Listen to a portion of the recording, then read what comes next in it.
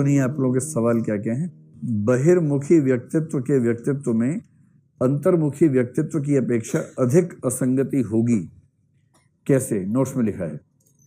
यह संज्ञानात्मक असंगति में होगा, अभी आज पढ़ेंगे तो उस पर डिस्कस कर लेंगे। अभिवृत्ति के तीनों पक्षों में सबसे महत्वपूर्ण पक्ष कौन सा होता है? नोट्स में भावनात्मक पक्ष को बताया गया है। वो इसलिए बताया गया कि बिहेवियर तो होगा या नहीं होगा भरोसा नहीं है। केवल संज्ञान से बात बनती नहीं है, संज्ञान से केवल राय बनती है, विश्वास बनता है।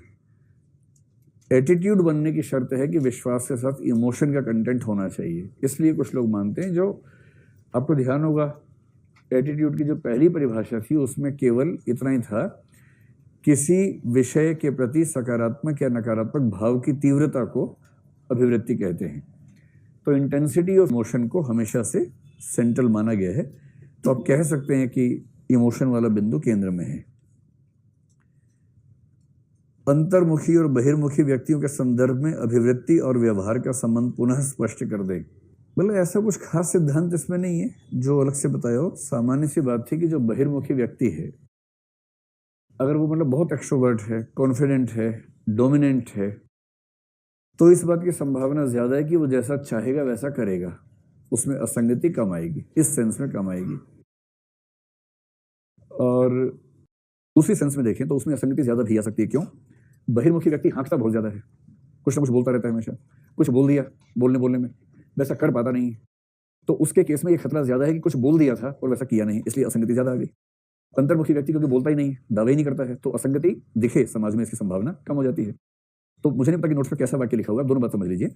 अगर बहिर्मुखी व्यक्ति बहुत आत्मविश्वास से भरा है, कॉन्फिडेंट है, एग्रेसिव है, तो ज्यादा संभावना है कि उसमें अंतर्विरोध कम आएगा।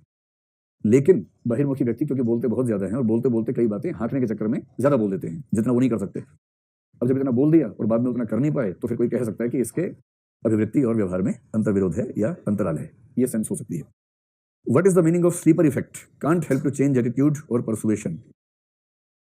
स्लीपर इफेक्ट अगर मैं ठीक ध्यान कर पा रहा हूं तो ये होता है कि मतलब परसुएशन में कहते हैं कि यदि आपने किसी को सिखा भी दिया तो भी कुछ ही दिनों में वो चीज गायब हो जाएगी। इसलिए जरूरी होता है कि उसको बीच बीच में रिपीट करते रहें। अगर लगातार रिपीट करते रहेंगे तो परसुएशन स्ट्रॉन्ग होता जाएगा। अगर आपने एक बार करके छोड़ दिया तो धीमे धीमे वो कम हो जाएगा। कल आपने परसुएशन का अर्थ स्पष्ट करते हुए कहा कि इसमें डर या हिंसा का अभाव होना चाहिए। पहली बात तो मैंने ऐसे कहा नहीं था, ठीक है? अब आगे सुनो। इसके पश्चात आपने परसुएडर के गुण बताते वक्त डर का उल्लेख किया कि डर से परसुएशन प्रभावी होता है। कृपया इस व्यथा को दूर करें। तीसरी बात, ये व्यथा भी नहीं है, ये जिज्ञासा है या संदेह है, व्यथा नहीं है, ठीक है? और जो मैंने नहीं कहा था, मुझसे ऐसा मत करो कि आपने ऐसा कहा। परसुएशन में मैंने ये नहीं कहा कि डर और हिंसा इसमें न हो। ये सही बात है कि किसी को डरा के धमका के आप अपनी बात मनवाएंगे तो वो परसुएशन नहीं है। परसुएशन का मतलब है किसी के मन को तैयार करना कि वो वही करे जो आप चाहते हैं। इस सेंस में पहली बात सही है, हालांकि मैंने कही नहीं थी, ये बात आई नहीं थी, पर बात सही है कि परसुएड करने की प्रक्रिया में आप किसी को डरा धमका के करेंगे तो परसुएशन नहीं होगा, वो तो धमकाने की बात होगी ना। लेकिन अगर इसको सही मान के चलें तो भी, जब मैंने सेकंड टाइम ये कहा कि डर की भूमिका ज्यादा है, इसका मतलब उस व्यक्ति को इस तरह से समझाओ कि उसके मन में ये भावना पैदा हो जाए कि यदि वो इस बात को नहीं समझा तो उसके जीवन की स्थितियां खराब हो सकती हैं। ये भय पैदा हो, और फिर उस भय के समाधान के रूप में आप वो समाधान पेश कर दीजिए जो दरअसल आप उसको समझाना चाह रहे हैं। तो भयभीत नहीं करना है, हिंसा का भय नहीं देना है। ये भय कि यदि तुमने अपने इस अभिवृत्ति को नहीं बदला तो तुम्हारे जीवन में क्या नुकसान आ सकते हैं, इस तरह से उसके मन में भय का इमोशन पैदा करना है, भयभीत नहीं करना है। जैसे वही है कि पति नहीं मिल रहा, आवाज नहीं मिल रहा, बैठा हुआ मुंडी ऐसे करके उसके मन में खौफ आ गया कि पति मर तो नहीं गया और जिंदा है। और फिर उस खौफ, अच्छा वो देख के ना हर महिला को लगता होगा कि तो मेरे साथ भी हो सकता है कभी। और तब ये इमोशन जब पैदा हो गया, फिर समाधान, अगर पति मर जाएगा तो उसके बाद चलो बाकी सब अपनी जगह है, इमोशन खत्म हो गया, अपनी जगह है, एक अच्छा संबंध खत्म हो, अच्छी जगह है। लेकिन जो बच्चे वो तो पालने ही है, खर्चे तो करने ही है, तो कम से कम वो तो व्यवस्था रहे, जिंदगी के साथ भी, जिंदगी के बाद भी। ये परसुएशन है। एक डर का भाव पैदा किया, फिर उस भाव के समाधान के रूप में एक समाधान दे दिया, वहां से परसुएशन पूरा हो जाता है। कृपया समझाएं, एक है ब्रेन वॉशिंग, एक है इमोशनल इन्वेस्टमेंट। ब्रेन वॉश का मतलब होता है किसी के दिमाग को पूरी तरह से अपने कंट्रोल में करके उसको एकदम रिवर्स तरीके से मोड़ देना। रिवर्स जरूरी नहीं, मतलब आमूलचूल परिवर्तन कर देना, ब्रेन वॉश का ये मतलब है। हाँ, जैसे आतंकवादियों के संदर्भ में कहते हैं इनका ब्रेन वॉश किया गया है। परसुएशन छोटी चीज है, ब्रेन वॉश मतलब परसुएशन जब अनलिमिटेड मात्रा में हो, अनकंट्रोल तरीके से हो, तो उसको हम कहेंगे ब्रेन वॉश कर दिया है। तो ब्रेन वॉश में क्वांटिटी, इंटेंसिटी ज्यादा है परसुएशन की तुलना में, और व्यक्ति का अपने ब्रेन पे कंट्रोल नहीं होता है, उसका ब्रेन कंट्रोल हो गया किसी और व्यक्ति के द्वारा, वो भाव आता है। इमोशनल इन्वेस्टमेंट का मतलब है कि देखिए, इकोनॉमिक्स पढ़ने वाले हर इन्वेस्टमेंट काउंट कर लेते हैं, टाइम की इन्वेस्टमेंट काउंट करते हैं, पैसे की इन्वेस्टमेंट काउंट करते हैं, हर चीज काउंट करते हैं, यहाँ तक कि अपॉर्चुनिटी कॉस्ट भी काउंट कर लेते हैं कि मैंने बीटेक किया था, बीटेक के बाद 1 साल तैयारी की, अगर 1 साल के बाद आईएएस में सिलेक्शन नहीं हुआ तो तैयारी में जो मैंने 1 साल किराया खर्च किया, पढ़ाई पे खर्च किया, वो सब तो है ही। साथ में अपॉर्चुनिटी कॉस्ट भी है कि अगर मैं उस 1 साल में नौकरी कर रहा होता तो वेतन कितना मिलता और प्रमोशन कितनी होती, उसका भी काउंट करके बोलते हैं इन्वेस्टमेंट इतनी हुई है। तब भी सही है। ऐसे ही इन्वेस्टमेंट का एक हिस्सा होता है इमोशनल इन्वेस्टमेंट। आपने कितनी इमोशनल लाइफ को निवेश किया कहीं पर, 2 सेंस में आ सकता है। एक, आपने किसी से दोस्ती की, प्रेम किया और आपने इमोशंस के लेवल पे अपना समय, ऊर्जा, भावनाएं उस पर खर्च किए और बाद में मान लीजिए वो संबंध टूट गया या कोई दुख हुआ, धोखा हुआ। केवल वो इन्वेस्टमेंट काउंट नहीं करता कि मेरा खर्चा इतना हुआ। इन्वेस्टमेंट ये भी होती है कि मेरा जो इमोशनल पर्सनैलिटी है उसको नुकसान कितना हुआ। इसका रिवर्स मतलब भी होता है। आईएएस बनने के लिए आप लोग जब यहाँ रहते हैं तो आप लगभग कोशिश करते होंगे कि अपने सारे इमोशनल रिलेशंस को दबा के रखें, पोस्टपोन करते रहें। दोस्तों के फोन आते होंगे, आप अवॉइड करते होंगे, बहुत ज़्यादा नहीं मिलते होंगे, जबकि मन तो करता ही होगा मिलने का। ये भी एक सेंस में इमोशनल इन्वेस्टमेंट है कि आप अपने इमोशंस को कंट्रोल करते हैं ताकि जीवन में सफल हो जाएं। तो ये भी कहीं ना कहीं नुकसान तो हो ही रहना, उस अपॉर्चुनिटी की कीमत तो वहाँ पर भी है। तो इमोशनल इन्वेस्टमेंट का व्यावहारिक मतलब है कि आपने कहीं अपने इमोशंस को इन्वेस्ट किया एक अच्छे संबंध को डेवलप करने के लिए, और अगर वो नहीं हुआ तो फिर आपको लगता है कि ये एक नुकसान हो गया आपका।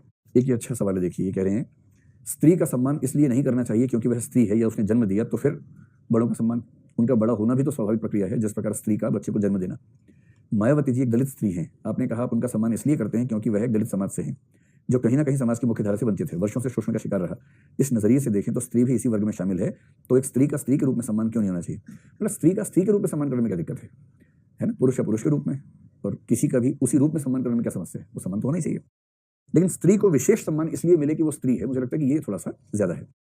ऐसे जब मैंने कहा मायावती जी को लेकर, तो मैं ये नहीं कहना चाह रहा कि वो दलित स्त्री है इसलिए सम्मान करता हूँ। वो दलित स्त्री हैं, उन परिस्थितियों में होने के बावजूद अपने बलबूते एक मुकाम हासिल करती हैं, इस बात पे उनका सम्मान होना चाहिए। और सम्मान का संबंध तो बेसिकली इस बात से कि उन्होंने कैसे साबित किया अपने आप को, कैसे मेहनत की, कैसे आगे बढ़े, उस सेंस में है। मतलब एक पॉइंट आता है कि महिलाओं का सम्मान करना चाहिए। मुझे लगता है कि महिलाओं का सम्मान सिर्फ इसलिए कि महिलाएं हैं, ये एक थोड़ा सा ज्यादा है, और शायद महिलाएं चाहेंगी भी नहीं कि आप बिना बात के सम्मान करें, बस अपमान करना बंद कर दें उतना काफी है। सम्मान एक्स्ट्रा करने की जरूरत शायद नहीं होती है, एक ह्यूमन मतलब एलिमेंट रहे उतना काफी। अब आप ये बताएं कि कल हम फाइनली कहाँ रुके थे? आपके नोट्स? अच्छा ठीक है, परसुएशन की अप्रोचेस चल रही थी, उसमें अर्ली अप्रोच हो गई थी, ठीक है। और अब हमें थोड़ा सा सिस्टमैटिक और उस पर मैंने कॉग्निटिव अप्रोच पे जाना है, ठीक है। चलिए, तो परसुएशन की जो ट्रेडिशनल अप्रोच है या अर्ली अप्रोच है, उसके तहत आपने ये देखा कि 4 चीजों पर बल सबसे ज्यादा होता है। और यदि क्रम से बताना हो तो सबसे पहली चीज क्या है? हु, यानी कि कौन परसुएट करेगा, यानी कि परसुएडर कौन होगा, उसके क्या क्या गुण हैं आपको पता ही है। उसके बाद व्हाट, यानी कि क्या कंटेंट क्या होगा। उसके बाद हुम, किसे परसुएट करेगा, कौन इस लायक है कि परसुएट करे। ये भी होता है ना कि आप परसुएट किसको कर रहे हैं। जैसे सड़क पे जा रहे हैं, गाड़ी से सामने गाय आ गई, तो आप बाहर के गाय को समझा रहे, देखो बाई तरफ चला करो, दाई तरफ मत चलो, बीच में मत, इससे बढ़िया साइड से निकल जाओ। क्यों परसुएट करेंगे? तो परसुएट करने में ऊर्जा खर्च होती है। पहले देख लीजिए किसको करना है, कहाँ अपनी ऊर्जा का निवेश नहीं करना है, देखना चाहिए इंसान को, ठीक है। मैंने 1-2 पीस देखे हैं रास्ते में, गाय को समझा रहे हैं कि भाई तुम थोड़ा बाई तरफ चलो। मुझे लगा कि इसको पढ़नी चाहिए सोशल साइकोलॉजी, ताकि समझे कि अपनी ऊर्जा कैसे बचा सकते हैं। चौथा क्या है? विच मीडियम, किस माध्यम से। और माध्यम में जो कल मोटी मोटी बात हुई, 1 to 1 ज्यादा अच्छा है, 1 to many और ज्यादा अच्छा है, और ग्रुप प्रोसेस ज्यादा अच्छा है इंडिविजुअल के बजाय। एक्टिव जो इंटरेक्शन है वो ज्यादा अच्छा है। ये 3-4 बेसिक बातें हैं, आपको पता ही है। चलिए देखो, परसुएडर अच्छा हो तब ऐसा करना है। अगर परसुएडर अंदर अंदर कांप रहा हो और उसे ये पता हो कि मुझसे 4 सवाल पूछे जाएंगे तो मैं ढह जाऊंगा, तो इंटरेक्टिव करना चाहिए कि 1 वे ठीक, तब 1 वे ठीक है, क्योंकि जान है तो जहान है। अगर आपने ज्यादा हीरो बन के बोला कि पूछो सवाल, और सवाल ऐसा है कि बता ही नहीं पा रहे, तो जो संचित प्रभाव था उसको लुप्त होने में 1 मिनट लगता है सिर्फ। तो अगर परसुएडर अपने विषय में, अपने एरिया में एक्सपर्ट है और उसको भरोसा है कि वो किसी भी सवाल को हैंडल कर लेगा बाई हुक और बाई क्रुक, कभी कभी ऐसा हो सकता है कि उसके पास बहुत अच्छा जवाब ना हो, लेकिन बहुत अच्छा जवाब न होने पर भी हो सकता है कि उसकी हैंडलिंग ऐसी हो कि ऑडियंस इस बात से कन्विंस हो कि हाँ ठीक से हैंडल हो गया।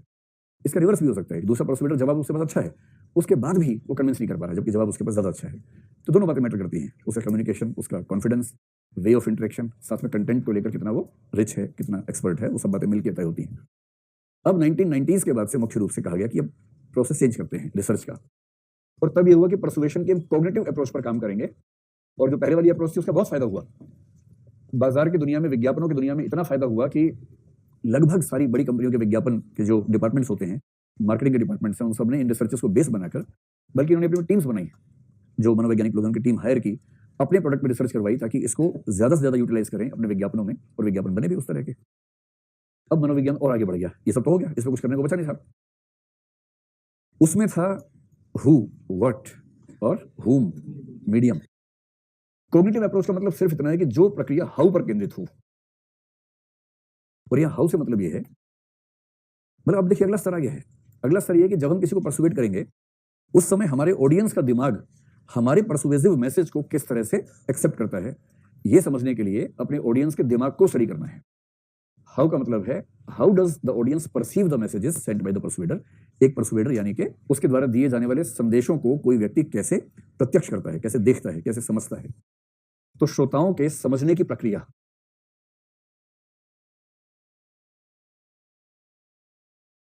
तो जो श्रोताओं के समझने की प्रक्रिया है, जब इसमें रिसर्च केंद्रित हो गई तो कहा गया कि अब ये हो गया है कॉग्निटिव प्रोसेस, यानी ऑडियंस के कॉग्निटिव जो फैकल्टीज हैं वो परसुएशन के समय किस तरह से काम करती हैं, इस पर हमें ध्यान देना है। इतनी सी बात है। और इसी बात को कहते हैं कि इन लोगों ने रिसर्च करने के बाद पाया कि जो ऑडियंस है वो दो तरह के थिंकिंग प्रोसेस में या दो तरह के परसेप्शन प्रोसेस में, समझने की प्रक्रिया में शामिल होता है, जो मैं आपको पहले बता चुका हूं। उनमें से एक प्रोसेस का नाम है सिस्टमैटिक प्रोसेसिंग।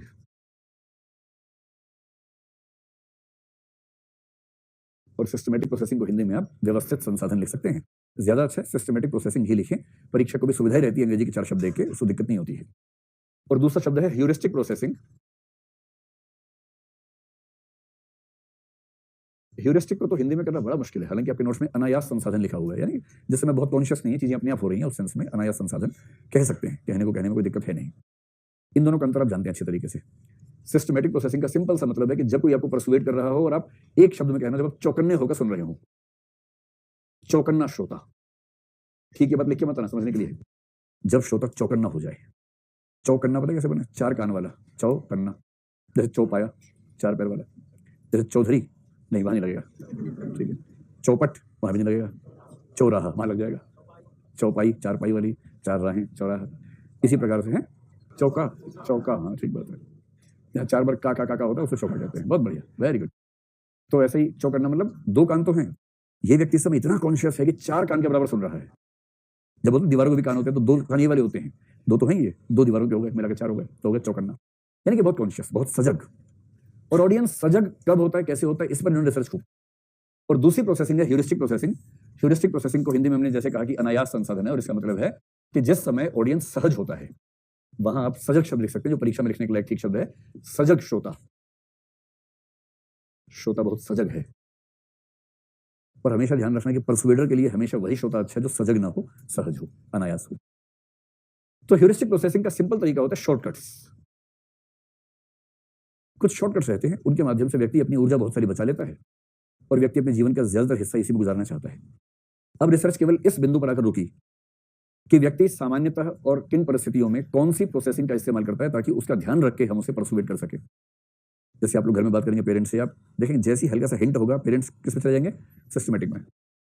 आपने जैसे ही कुछ हिंट दिया, वो यहां से पहुंच जाएंगे वहां पर तुरंत, और उसके बाद आप कितने पापड़ बेल लीजिए, कुछ नहीं होने वाला।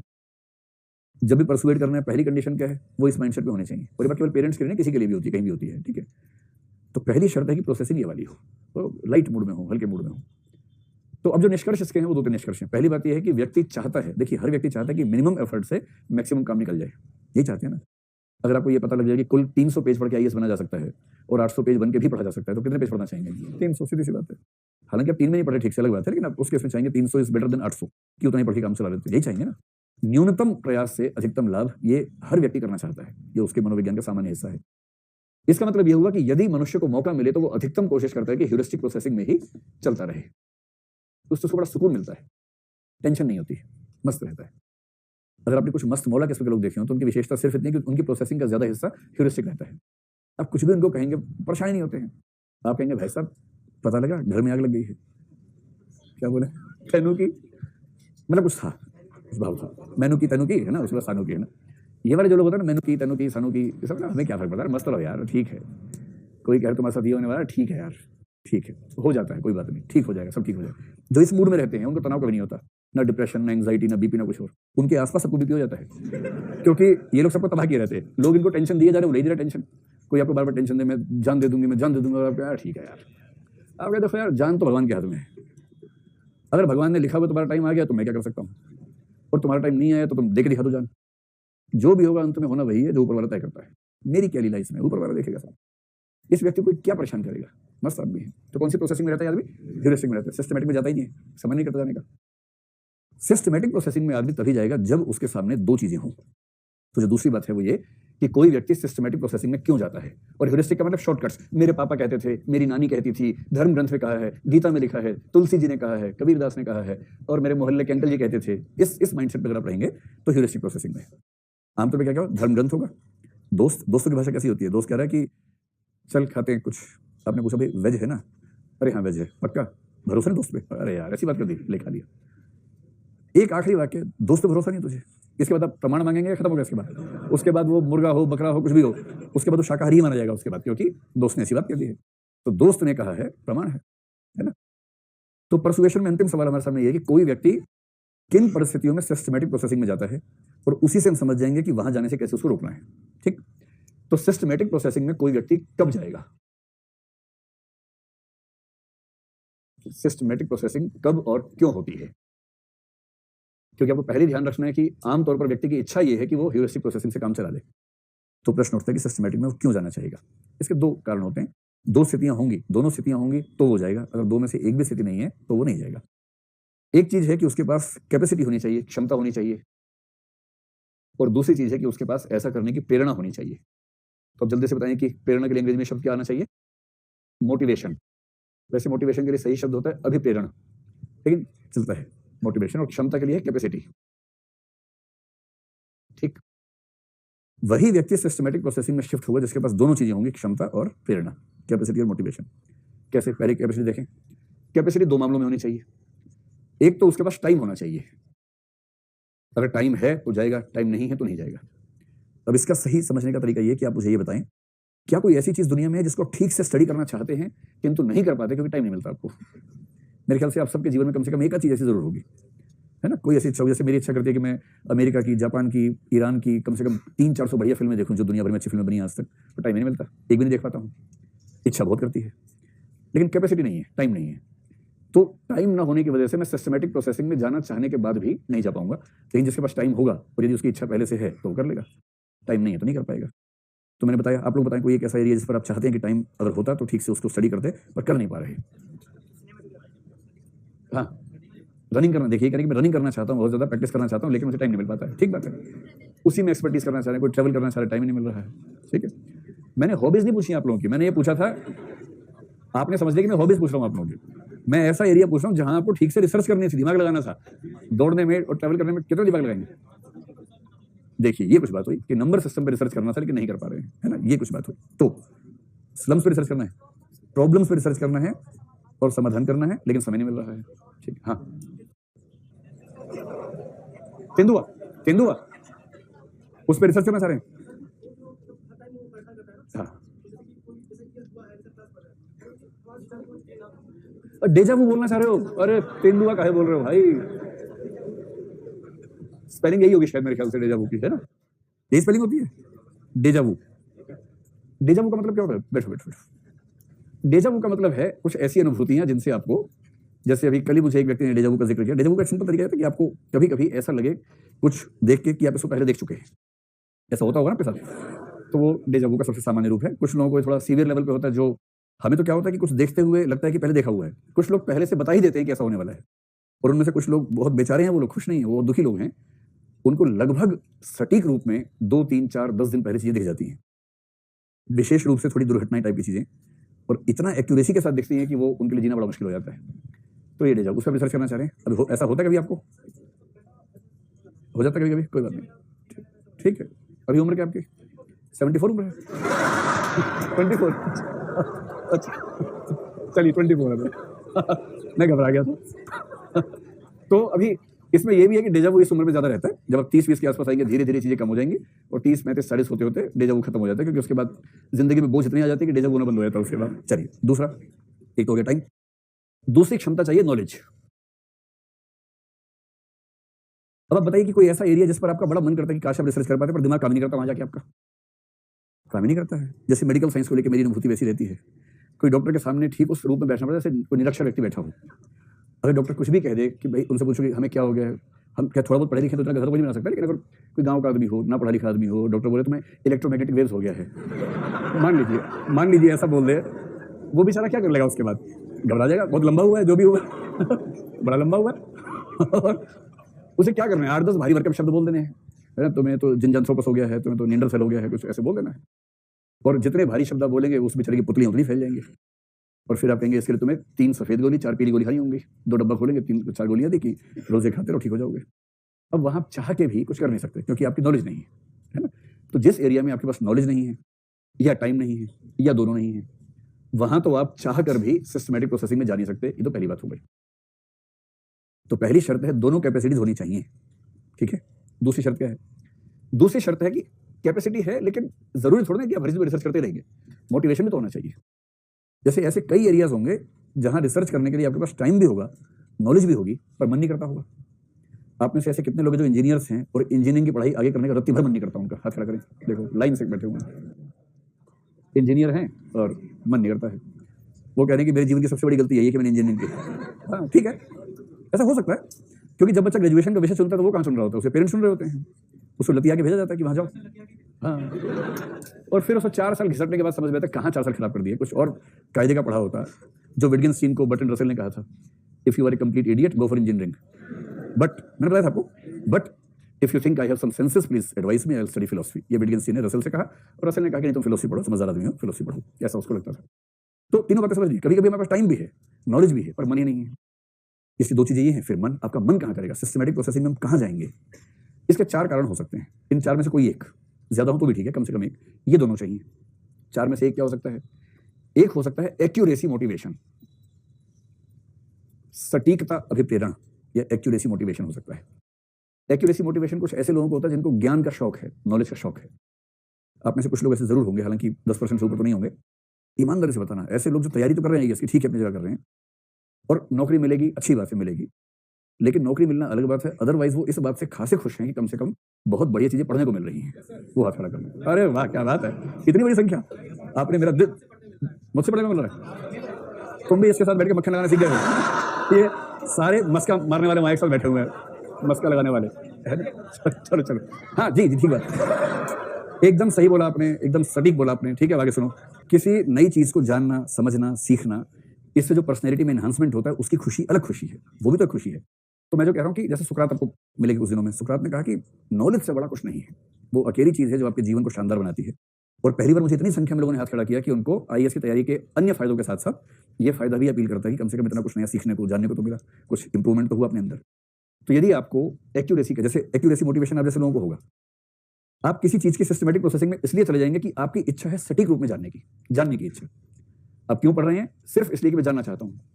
और सुकरात ने यही कहा, सुकरात ने कहा कि ज्ञान वो नहीं है जो किसी उद्देश्य के लिए है, ज्ञान ज्ञान के लिए है, knowledge for the sake of knowledge. और वेस्टर्न फिलोसफी में फिलोसफी का मतलब ही है knowledge for the sake of knowledge, knowledge not for life, knowledge for knowledge. ज्ञान सिर्फ इसलिए प्राप्त करना है कि ज्ञान प्राप्त करना है, वो किसी सुख का माध्यम नहीं है, अपने आप में ही वो एक आदर्श है जो हासिल होना चाहिए। तो जिस व्यक्ति को ज्ञान में रुचि है वो सिर्फ एक्यूरेट नॉलेज रखने के लिए मोटिवेटेड होता है, इसलिए जैसे ही उसके बारे में कोई बात आती है वो उस सिस्टमैटिक प्रोसेसिंग में चला जाता है। जैसे आप किसी मुद्दे पर ठीक से पढ़ते हैं, मान लीजिए कॉन्स्टिट्यूशन मान लीजिए है, कॉन्स्टिट्यूशन में कुछ हुआ, उससे बहस चल रही है। अब हो सकता है कि आप मेंस दे चुके हैं, वो सवाल आपके सामने आएगा नहीं, फायदा नहीं है आपको पढ़ने का, लास्ट अटेम्प्ट था, अब वैसे भी नहीं आना है, इंटरव्यू दे चुके, लीजिए मेडिकल देना बस अब, लेकिन आपको क्योंकि आदत है उस चीज को ठीक से जानने की, आप बहुत ध्यान से सुन रहे हैं कि उसमें क्या एग्जैक्ट सिचुएशन है। इस समय जो मोटिवेशन काम कर रहा है वो सिर्फ और सिर्फ क्या है? एक्यूरेसी मोटिवेशन है। एक मोटिवेशन होता है डिफेंसिव मोटिवेशन, डिफेंसिव, रक्षात्मक या आत्मरक्षात्मक मोटिवेशन या अभिप्रेरण कह सकते हैं। डिफेंसिव का मतलब ये होता है कि जैसे मान लीजिए आपने किसी मुद्दे पर अपनी धारणाओं को दावों के रूप में घोषित किया हुआ है, कि जैसे कोई परसुएट कर रहा है। जैसे मैं अभी क्लास की बात करूं, मान लीजिए बात चल रही किसी मुद्दे पर, जैसे सुश्री मायावती की बात हुई, मैंने एक बात कही, आप में से कुछ लोग उस बात को सुन के समर्थन में होंगे, कुछ न्यूट्रल होंगे पहले से, तो उनको ठीक लग रहा होगा, कुछ ऐसे भी होंगे जिनको सुश्री मायावती और उनकी विचारधारा से नफरत होगी। अगर नफरत है, और मैं यहाँ पर कह रहा हूँ कि सुश्री मायावती का उत्तर प्रदेश का सीएम बनना उतनी ही बड़ी बात है या उससे ज्यादा बड़ी बात है जितनी बड़ी बात ओबामा का अमेरिका राष्ट्रपति बनने की बात थी, वो बच्चे उस समय जिस माइंडसेट में चले जाएंगे उसको बोलते हैं डिफेंसिव मोटिवेशन। क्योंकि वो गाहे बगाहे कई बार कह चुके हैं कि सुश्री मायावती का भारतीय राजनीति में होना बुरी बात है, पतन की बात है, और आज उनके सामने कोई परसुएट कर रहा है उनकी राय के विरोध में, उनको अपने तर्क को डिफेंड करना है, दूसरों के सामने अपने सामने डिफेंड करना है। और जो अपने आप को डिफेंड करने की स्थिति में आ जाएगा वो बहुत ध्यान से सुनेगा ताकि सामने वाले के कथन में कोई गलती निकाल ले और नेक्स्ट डे पर्ची भेज सके। बेशक उसने ना कहा हो तभी उसके मुंह में ठूंस दे एक वाक्य कि आपने ऐसा कहा था, क्योंकि उसको खुद को डिफेंड करना है। इसको बोलते हैं डिफेंसिव मोटिवेशन। अपनी धारणाओं की रक्षा करने के लिए हम सिस्टमैटिक प्रोसेसिंग में जा सकते हैं। सिस्टमैटिक प्रोसेसिंग में जाने की तीसरी वजह होती है इंप्रेशन मोटिवेशन। इंप्रेशन। और इंप्रेशन का सिंपल सा मतलब है किसी भी इंप्रेशन झाड़ने के लिए आप ऐसा करना चाहते हैं, क्योंकि कुछ चीज़ों में हम जैसे आप देखेंगे कि नॉलेज का इस्तेमाल हम इंप्रेशन के लिए भी तो करते हैं। भाई नॉलेज भी एक स्टेटस सिंबल तो है ही ना, आप ज़्यादा जानते हैं तो आपका स्टेटस ऊँचा है, कई मामलों में ऊँचा है। तो आप चाहते हैं कि कुछ चीज़ों में आप अपना इंप्रेशन बनाए रख सकें, किसी के ऊपर इंप्रेशन अच्छा झाड़ सकें, और इसलिए जब आप किसी चीज़ को ठीक से इसलिए सुनने लग जाएँ क्योंकि उसके आधार पर आप कहीं अपना इंप्रेशन बना सकते हैं। तो ये कौन सा मोटिवेशन है? इंप्रेशन मोटिवेशन है।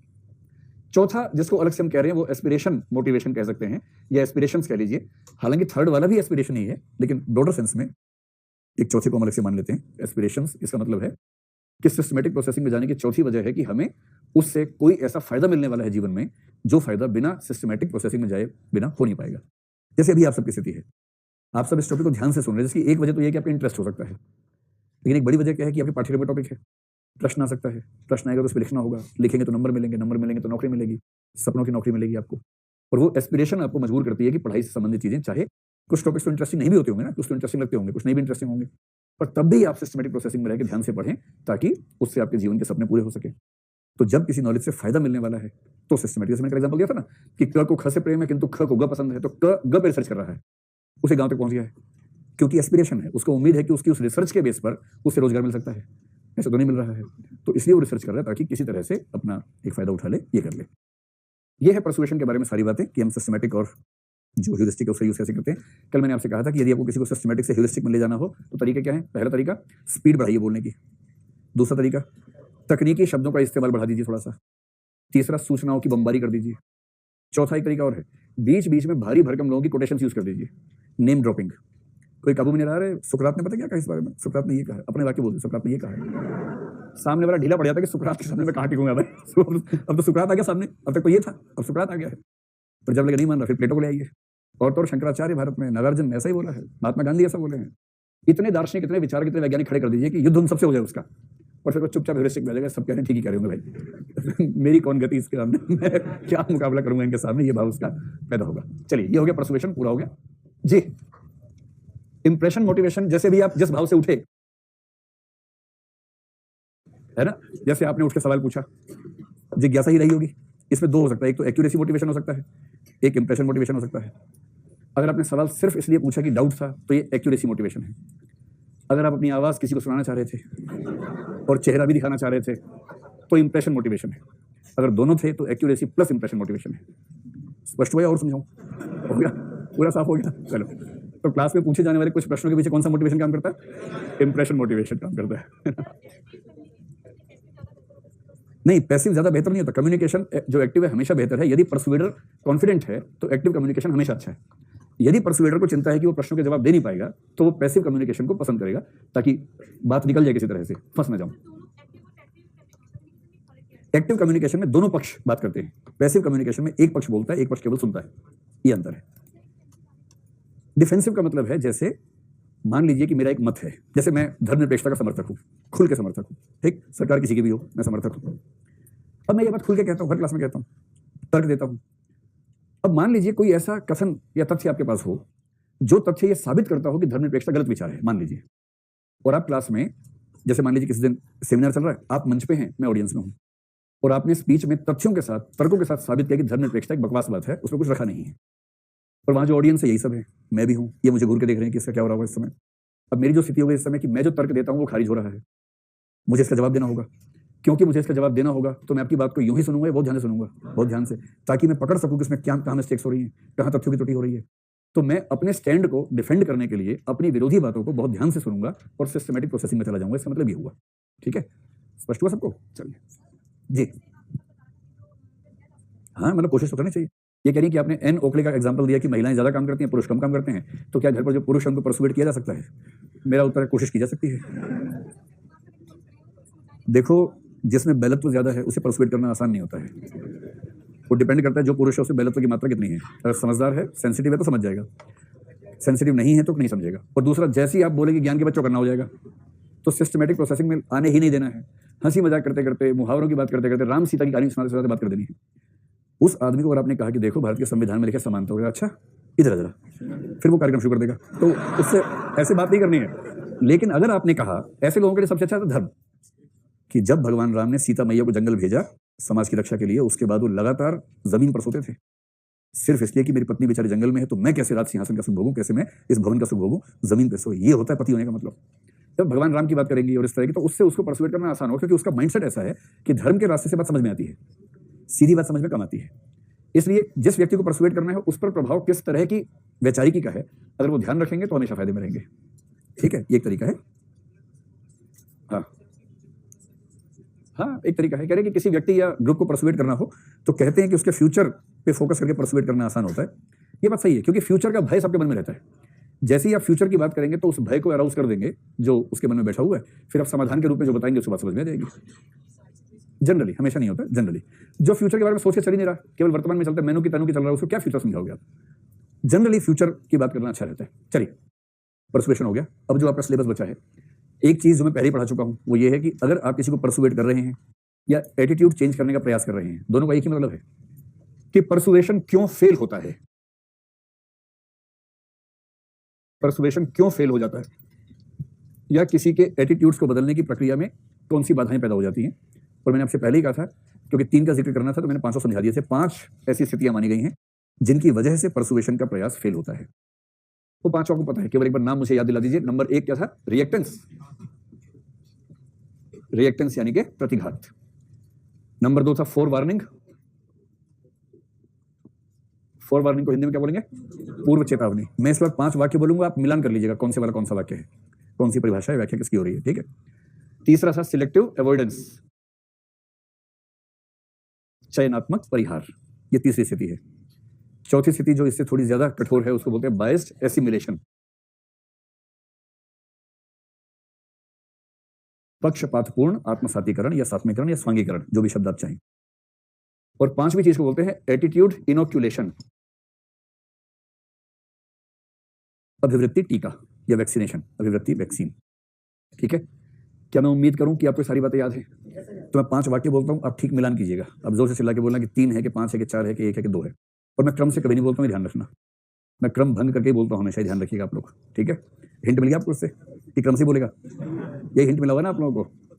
चलिए, तो जब कोई व्यक्ति विरोधी तर्कों और विचारों और तथ्यों को प्रस्तुत करने वाले व्यक्तियों या स्रोतों को उनसे दूर होना शुरू हो जाए, सिलेक्टिव अवॉइडेंस। वेरी गुड, पहले क्वेश्चन का सही जवाब दिया, जबरदस्त परफॉर्मेंस चली, 100% सही आंसर है आपके अब तक। तो एक में तो 100 ही होता है या 0 होता है, बीच का रास्ता है नहीं उसमें। तो अगला, किसी ने आपसे पूछा कि मैं इनमें से क्या लूं, और आप एक चीज के पीछे पड़ गए और अंत में उसने कहा कि भाड़ में जा, कुछ भी हो जाए अकेला रह लूंगा। इसके भाई साहब कह रहे हैं बायस्ड एसिमिलेशन, आप बताएं। बायस्ड एसिमिलेशन, अच्छा, इसका सही उत्तर है 1 नंबर, रिएक्टेंस। तो सही का 1 निशान लगा रहा हूं, 2 नहीं लगा रहा हूं, क्योंकि कुछ लोगों ने गलत कर दिया है। तो राइट एंड रॉन्ग बोथ, सही भी गलत भी। ठीक है। चलिए, किसी को परसुएट करना से आपने ऐसा माहौल बनाया कि पहले से उसका एंटीना खड़ा हो गया एकदम। ये है फोर वार्निंग। बहुत बढ़िया, जबरदस्त, वंडरफुल। अब सही होने की संभावना कम से कम 50% है आपकी इसके बाद। क्योंकि 2 ही बचे है ना। अगली स्थिति ये हो सकती है कि कोई व्यक्ति आपको अपना पक्ष समझाना चाह रहा है, तर्क दे रहे, तथ्य दे रहे, और आप कह रहे तू आदमी ठीक नहीं है। बायस्ड एसिमिलेशन कि आदमी ही ठीक नहीं है। अब आपके सही होने की संभावना कितनी है? 100% है। और वो ये है कि किसी व्यक्ति ने आपसे पूछा कि मैं इन 2 चीजों में से क्या चुनूं, और आपने कहा कि ये चुनो, और इतनी बार कहा कि वो नाराज हो गया, तो बोला कि भाड़ में जा।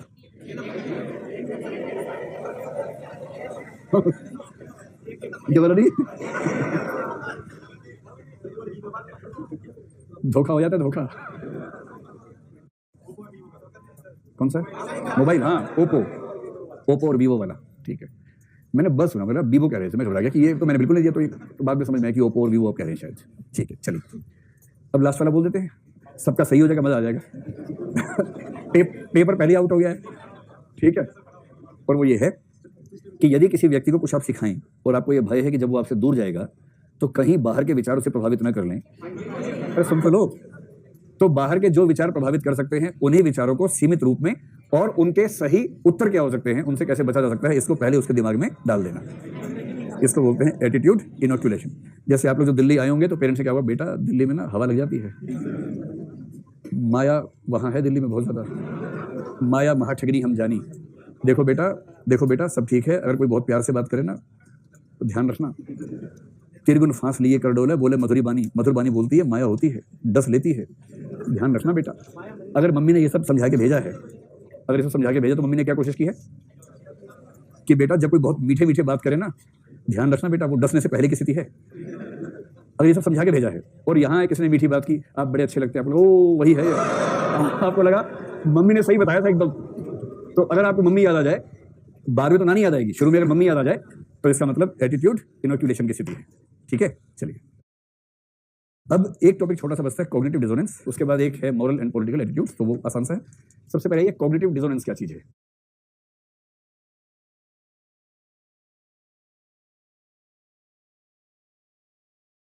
सबसे पहले बताओ इसको हिंदी में क्या बोलेंगे? संज्ञानात्मक असंगति।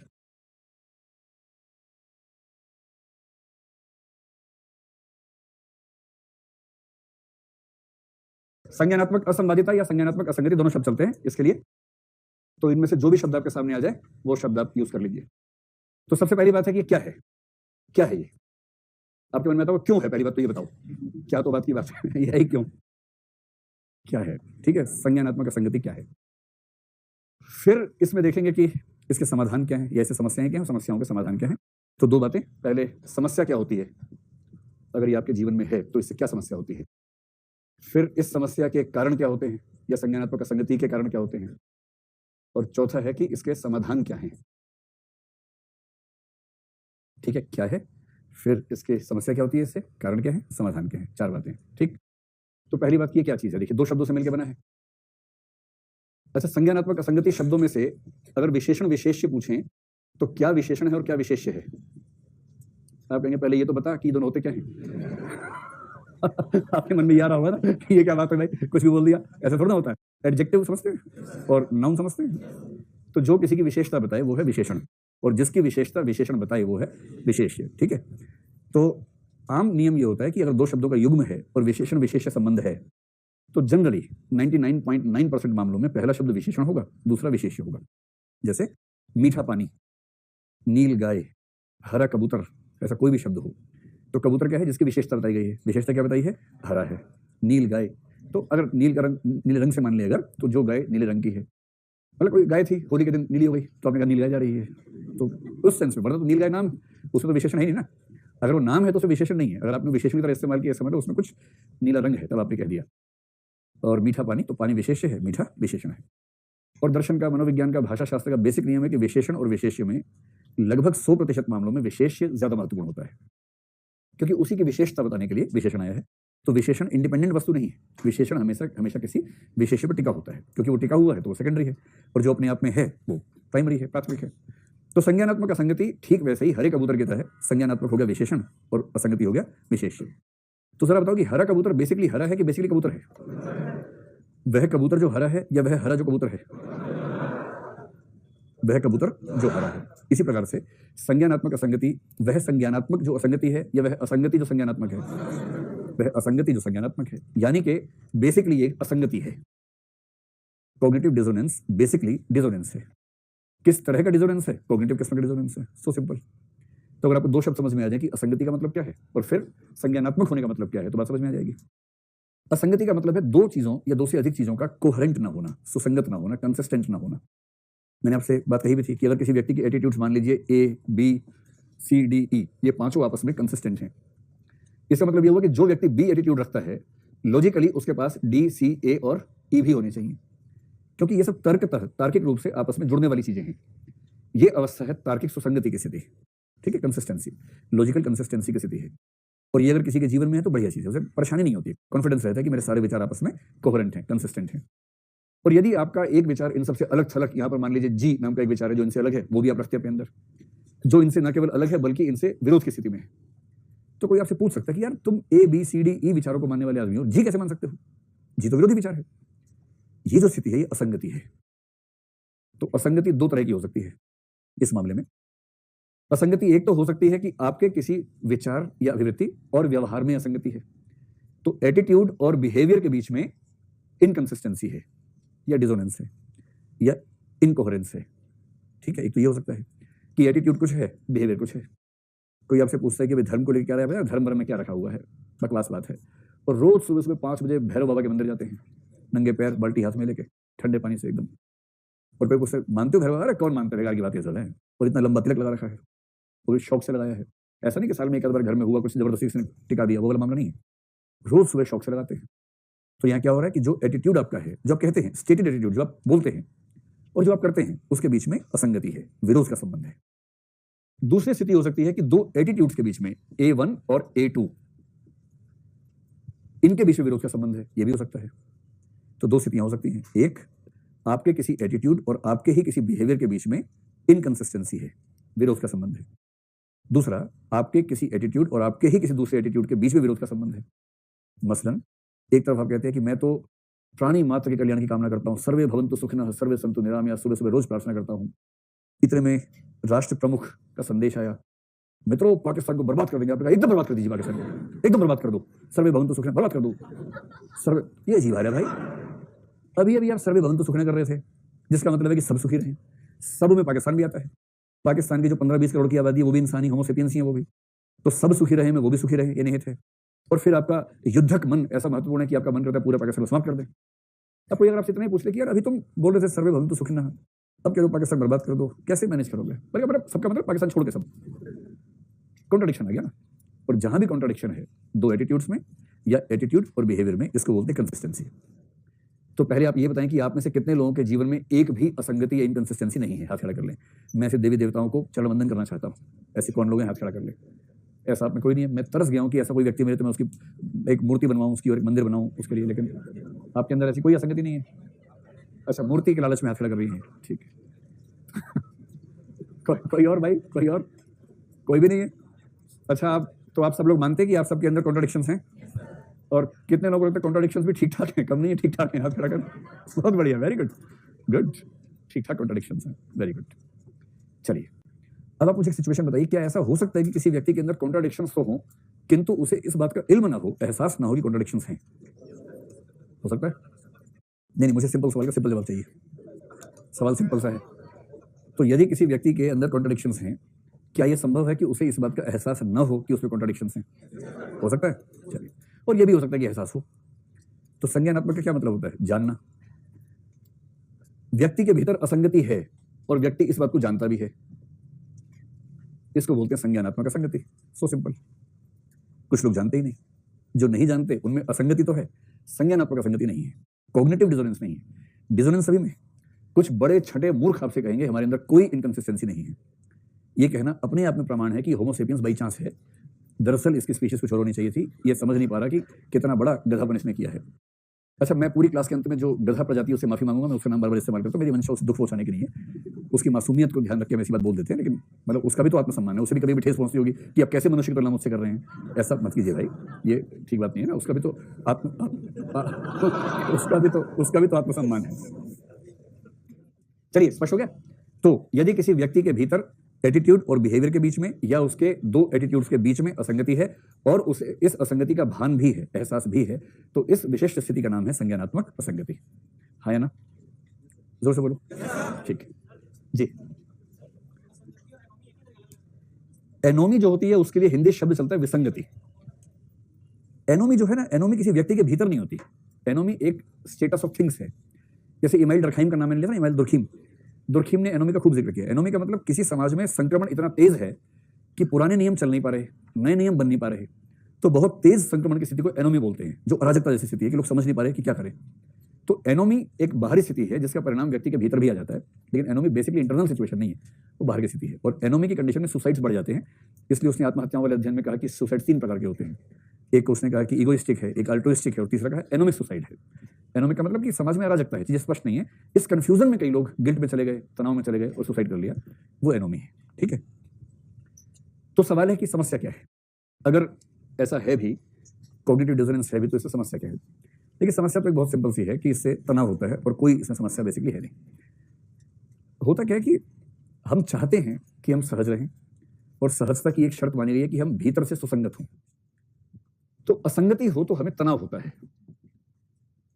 तनाव ये होता है कि यार मैं ये भी कहता हूं, मैं वो भी कहता हूं, ऐसा क्यों हो रहा है मेरे साथ, क्यों मतलब कॉन्ट्रडिक्शंस हो रही हैं। तो कॉन्ट्रडिक्शन अपने आप में तनाव देने वाली चीज है, इसलिए कॉग्निटिव डिसोनेंस जिसको भी होगा वो तनाव की स्थिति में रहेगा, ये समस्या है। इससे मैंने कहा ना कि मूर्खों में आत्मविश्वास भी ज्यादा होता है, संतोष का स्तर भी ज्यादा होता है, क्योंकि मूर्खों में डिसोनेंस होता है, कॉग्निटिव नहीं होता है, उन्हें पता नहीं होता है, और क्योंकि पता ही नहीं कि डिसोनेंस है तो तनाव भी नहीं होता है। समझदार व्यक्ति को पता होता है कि उसके अंदर कॉन्ट्रडिक्शन है तो तनाव में रहता है। इस वजह से आपने सुना है ना कि बुद्धिमान व्यक्ति प्रायः तनाव में ज्यादा रहते हैं मूर्खों की तुलना में। जितने बुद्धिमान होंगे उतना आत्मविश्वास कम होता जाएगा, और मूर्खता का स्तर जितना बढ़ेगा आत्मविश्वास उतना ही बढ़ता जाएगा। इग्नोरेंस इज ब्लिस ऐसे नहीं कहा गया है।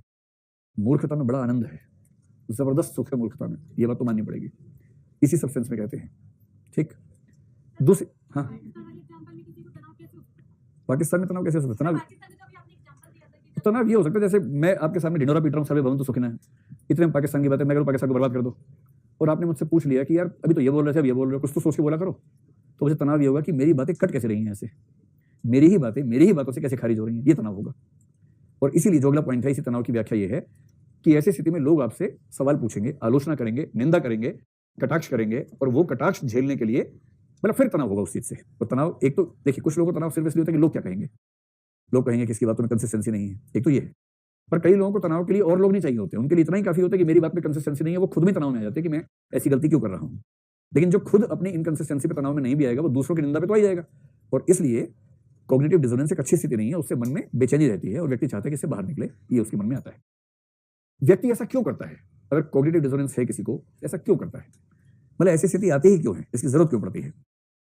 इसकी जरूरत बेसिकली इसलिए पड़ती है कि कभी कभी तो इस बात का अज्ञान होता है शुरू में, और एक समय के बाद जब कॉग्निशन होता है तब तक हम अभ्यस्त हो चुके होते हैं। इग्नोरेंस, अज्ञान। जैसे एक लंबे समय तक व्यक्ति ने कभी सोचा ही नहीं कि उसकी इन दो चीजों में कॉन्ट्रडिक्शन है। जिस दिन पहली बार किसी ने टोका तब समझ में आया, और जैसे समझ में आया अब ये क्या हो गया, कॉग्निटिव डिसोनेंस हो गया। लेकिन स्थिति ऐसी है कि वो इतना आगे बढ़ चुका है कि अब पीछे हटने का स्कोप है नहीं उसके पास, और इस वजह से वो इस स्थिति में इसलिए फंस गया कि सही समय पर उसको इस बात का अंदाजा था ही नहीं कि उसके जीवन में कॉग्निटिव मतलब उसके जीवन में डिसोनेंस की स्थिति है। एक तो ये हो सकता है। अब पीछे हटने की स्थिति में क्यों नहीं है, इसके दो ही कारण माने जाते हैं। एक होता है लालच, दूसरा होता है भय, समाज का दबाव है। किसी लालच की वजह से वो पीछे हट नहीं सकता, किसी दबाव की वजह से पीछे हट नहीं सकता। क्या करें? ये यूं समझें कि जेएनयू में पढ़ने के बाद बच्चे ने समझ लिया है कि ये सब समाज के ढकोसले हैं, ये है वो है, व्यक्ति को अपनी चेतना से रहना है, ये करना है वो करना है, सब ठीक है। और वहां उसको किसी से वायदा भी हो गया है, कॉमरेड से कॉमरेड को इश्क हो गया है। लाल सलाम के साथ शादी की घोषणा हुई है कि कॉमरेड तुमसे ही शादी करूंगा, उधर से वादा एक कॉमरेड मैं भी तुमसे शादी करूंगी। मार्क्स की चिता के सामने फेरे नहीं होंगे, सॉरी मतलब जो भी होगा वहां होगा, लाल सलाम के साथ शादी होगी, वायदा है, कमिटमेंट है। फिर एक कॉमरेड पे घर चला गया है आजमगढ़, वहां उसके पापा चौधरी साहब हैं। आप में से कोई वहां से था ना, डरना नहीं है। अच्छा अगर आप हैं भी तो चाह के थोड़ा है, बाई चांस से तो हैं। चलो तो ये बच्चा जो है जेएनयू में 2 साल पढ़ने के बाद जीन्स में 3-4 इसने घुटनों के पास छेद कर रखे हैं, कुर्ता 3-4 जगह से फटाई हुआ है, एक झोला है, दाढ़ी है, दाढ़ी भी 3-4 बाल सफेद किए हैं उसने, हो नहीं रहे थे, 3-4 बाल सफेद किए क्योंकि उससे बौद्धिकता बढ़ जाती है। और फिर वो अपने गाँव गया है। गाँव के लोग सन्न हैं कि क्या हो गया इसको, और वो इस मूड में कि लोग धन्य हो जाएंगे मेरे दर्शन पाके। और वहां बाबूजी ने कहा कि बेटा आ गए, बहुत अच्छा हुआ, लड़की वाले परसों आ गए थे। और कौन लड़की वाले?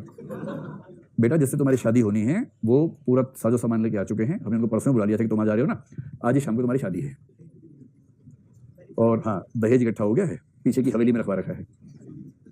और उसने कहा कि ये क्या बात हुई, मतलब मेरी सहमति की जरूरत नहीं? बोले नहीं, एकदम नहीं है, हमारी भी नहीं ली गई थी, हमारे पापा की भी नहीं हुई थी, उनके पापा की भी नहीं हुई थी, तुम्हारे 3 बड़े भाई हैं, उनकी कहाँ हुई थी सहमति? हुई थी, तुम तो थे, साक्षी हो,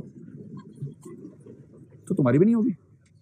तो अगर तुम्हें बेटा आजकल तो बच्चे बिगड़ गए हैं, कहते हैं पहले लड़की का मुंह देखेंगे, आजकल बच्चे ऐसी बात करने लग गए हैं, जमाना खराब हो गया है, तो तुम्हें मुंह देखने का बहुत शौक है, तो एक फोटो है इसमें देख लो। गणतंत्र दिवस की परेड की फोटो दिखा दी, उसमें 8000 लोग बैठे, उसमें एक छोटा सा मुंह दिखाया कि ये तुम्हारी दुल्हन है, ये है, देख लो भाई। और बाप ने सीधा बोला आज शाम को शादी है, ये कुर्ता पजामा है, मान्यवर से मंगवाया है, इसको पहन लो, जाओ तैयार हो जाओ, और थोड़ा शेव वेव कर लेना, थोड़ा इंसान देखो कैसे दिख रहे हो, जीन्स फटी है, कुर्ता फटा है, अपने घर की इज्जत का ध्यान रखा करो थोड़ा सा। अब शाम को भाई साहब की शादी है, उधर लाल सलाम चल रहा था, लाल सलाम वाली का फोन आ गया है, व्हाट्सएप चल रहा है, और ये बता रहा है कि अगर आज मैंने शादी नहीं की तो खुद ही क्रांति ही होने वाली है आज। तो आपको क्या लगता है ये व्यक्ति शाम को शादी कर लेगा या नहीं करेगा? नहीं करेगा तो इतना पिटेगा, इतना पिटेगा, इतना पिटेगा, इतना मारेंगे, बेहोश हो जाएगा, बेहोशी में से 3 लोग पकड़ के बिठाएंगे मंडप पे और वहां शादी होगी। और मान लीजिए उसके बाद फिर उसकी माँ ने उठा लिया मिट्टी का तेल, तब क्या करेगा? और आप एक सिचुएशन मान लीजिए कि इतना दबाव पड़ा कि अंत में उसने हाँ कर दिया और शादी कर ली, ऐसा हो सकता है, कई केसेस में ऐसा हो जाता है। अब जो इसकी स्थिति है, अब उसकी स्थिति ये है कि वो एक भय में फंसा हुआ है, अब उस रिश्ते को तोड़ नहीं सकता, क्योंकि घर में 7 गांव के लोग आए हुए थे, पूरी बिरादरी, पता नहीं क्या क्या, और साथ में अब एक व्यक्ति का जीवन भी तो टिक गया उसके ऊपर, जिसने उससे शादी की। वो तो उसी परिवेश की है, उसके लिए तो उस चीज का उतना ही महत्व है, उसकी जिंदगी का क्या कसूर है भाई। अब ये व्यक्ति जीवन भर जिस स्थिति में रहने वाला है वो कॉग्निटिव डिसोनेंस है।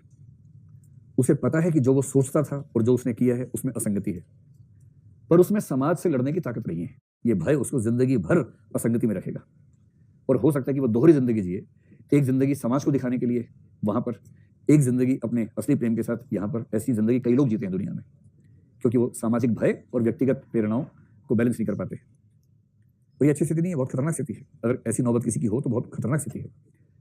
इस भय के कारण जो स्थिति बनती है, मनोविज्ञान में उसको बोलते हैं induced compliance. Induced compliance, INDUCED। Induce करना मतलब बाहर से कुछ थोप देना, कंप्लायंस का मतलब कंप्लाई करवाना, लागू करवाना, COMPLIANCE, इंड्यूस्ड कंप्लायंस। इस समय कोई व्यक्ति समाज के नियमों से कंप्लायंस शो कर रहा है, किंतु मजबूरी में कर रहा है। और जब कोई व्यक्ति मजबूरी में समाज के नियमों से कंप्लायंस करेगा तो वो जिंदगी भर जिस स्थिति में रहेगा उसका नाम है कॉग्निटिव डिसोनेंस, और तनाव में रहेगा, परेशान रहेगा। और ऐसी स्थिति में एडल्ट्री जैसी चीजें, व्यभिचार जैसी चीजें इतनी सामान्य हो जाती हैं कि वो व्यक्ति अपने मन के साथ तो है नहीं बेचारा, लगातार समाज के दबाव में है। तो उसे जो चीज रिश्ते को पवित्र बना सकती है वो चीज उस पर हावी हो ही नहीं पाएगी कभी, और लगभग 100% संभावना है कि वो व्यक्ति उस रिश्ते का सम्मान कर नहीं पाएगा। समझ गए? तो डिसोनेंस की वजह क्या क्या होती हैं? एक तो होता है कि कोई अज्ञान था, दूसरा है लालच या एस्पिरेशन। कभी कभी लालच के लिए भी लोग ऐसा करते हैं, एक लालच ऐसा हुआ तो कुछ कर लिया।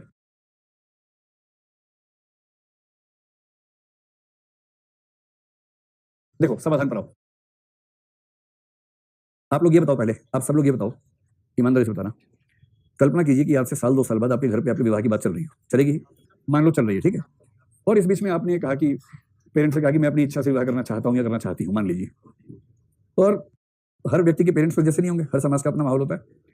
और मान लीजिए आपके पेरेंट्स ये कह दें कि ये हमारे घर में नहीं चलेगा। आप में से कितने लोग इस फैसले के लिए अपने पेरेंट्स और परिवार के विरुद्ध विद्रोह करने को तैयार हैं? हाथ खड़ा करें जरा। ऐसे लोगों की संख्या 10 के आसपास है। तनाव मत लीजिए, तनाव मत लीजिए, मैं सिर्फ कुछ सवाल पूछ रहा हूँ।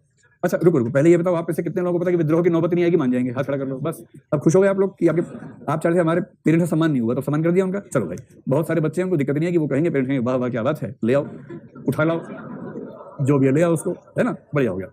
अब बताओ कितने लोग मानते हैं कि हमारे पेरेंट्स हमारी चॉइस के मामले में नकारात्मक मूड रखेंगे, सकारात्मक नहीं रखेंगे? ऐसे लोग कितने हैं? ऐसे लोगों की संख्या करीब 25 है। अब बताओ आप में से ऐसे कितने लोग हैं जो जानते हैं कि पेरेंट्स हमारी चॉइस को नहीं मानेंगे, लेकिन अंततः आप विवाह करेंगे उन्हीं की चॉइस से, बेशक वो आपकी चॉइस ना हो? हाथ खड़ा कर लो, शर्मा मत, एकदम मत शर्माओ। ऐसे लोगों की संख्या करीब 15 के आसपास है, 15-20। मैं आपसे ये नहीं कह रहा कि आप अच्छा करेंगे, बुरा करेंगे, क्या करेंगे, मैं सिर्फ ये जानना चाह रहा हूँ संख्या कितनी है। और इस क्लासरूम में ऐसे करीब 20 लोग बैठे हैं। अब इन 20, ईश्वर ना करे कि ऐसा हो आपके साथ, आपको अच्छा जीवन साथी मिले, लेकिन मान लीजिए एक ऐसी स्थिति हुई, अब आप में समाज से विद्रोह करने का साहस नहीं है, समाज ने अपनी इच्छा थोप दी आपके ऊपर, विद्रोह आप कर नहीं पाए, आपने विवाह किया। और ये कहने की बात है कि विवाह के बाद प्रेम हो ही जाता है, कई बार नहीं संगति बैठती इसमें, ऐसा क्या है, नहीं बैठती कई बार। तो कुछ लोग ऐसे जरूर होंगे जो जीवन भर असंगतिपूर्ण जीवन जिएंगे, क्योंकि समाज ने उनको एक खास फैसले के लिए बाध्य किया और वो उस फैसले को मन से अपना नहीं सके किसी भी स्थिति में। इस सेंस में कहते हैं कि भय एक बहुत बड़ी भूमिका इसमें निभाता है। समाधान क्या है?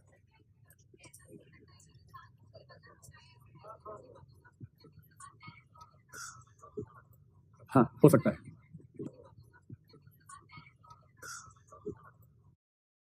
ये वाला सवाल ठीक था। सवाल ये था कि ऐसा क्या नहीं हो सकता कि समाज भय ना पैदा करे, व्यक्ति से कहा जाए कि अपनी चॉइस से आप देख लो, आपने अपनी चॉइस से ही फैसला लिया, बाद में वो चॉइस उल्टी पड़ गई आपके ऊपर, अब आप किसी को कह भी नहीं सकते और फिर डिसोनेंस में चले गए।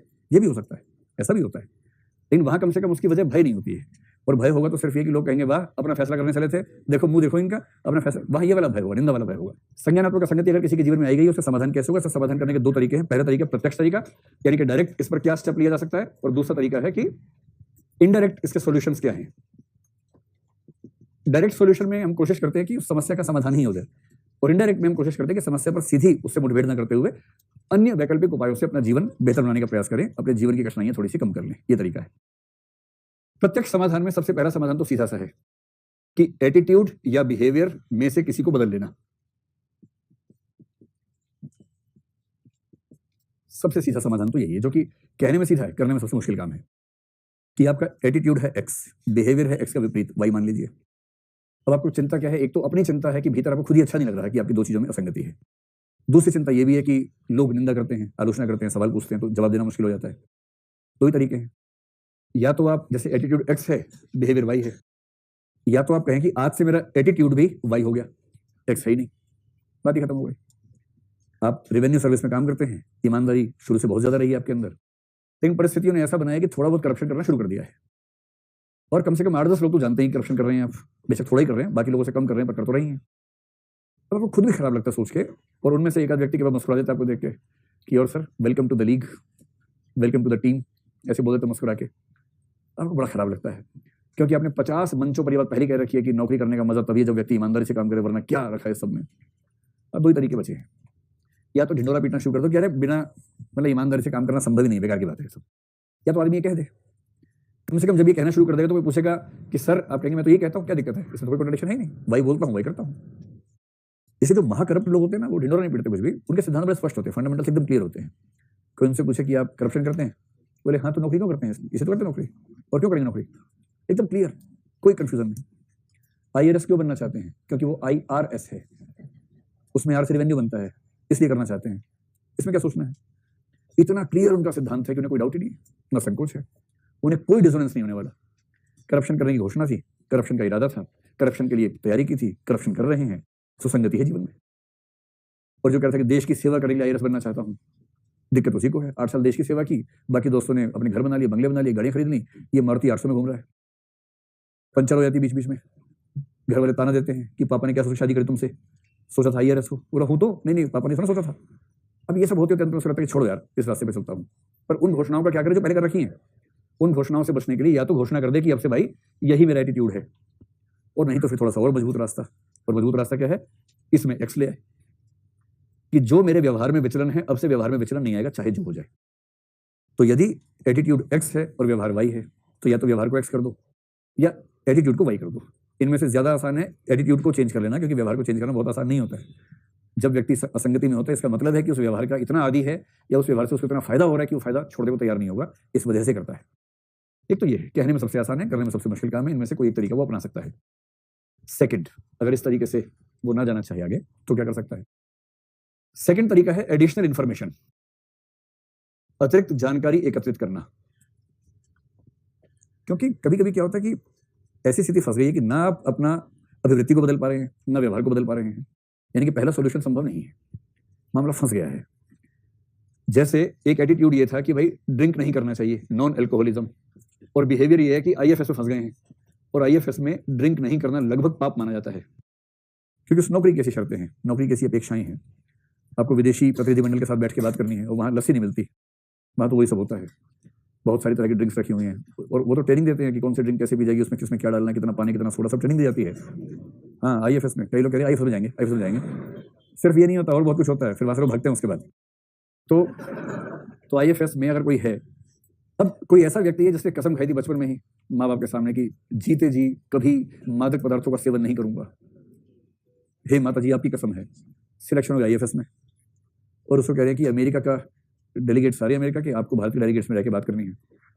और वो जब बातें होती है तो बड़ी अनौपचारिक स्तर पर जाके बातें फाइनल होती हैं, औपचारिक पे तो साइन होता है, उसके पहले की जो मीटिंग्स होती है बड़ी अनौपचारिक होती हैं।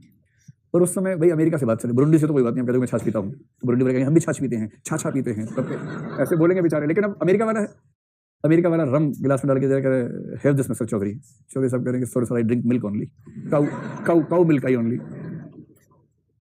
क्या यार कैसे आदमी हो।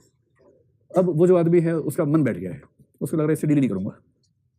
अगर आपके इस पवित्रतावादी नजरिए ने देश के लिए एक संभावना को खारिज कर दिया, तो ऐसी नैतिकता अच्छी है? भाड़ में जैसी नैतिकता, भाड़ में जैसी नैतिकता।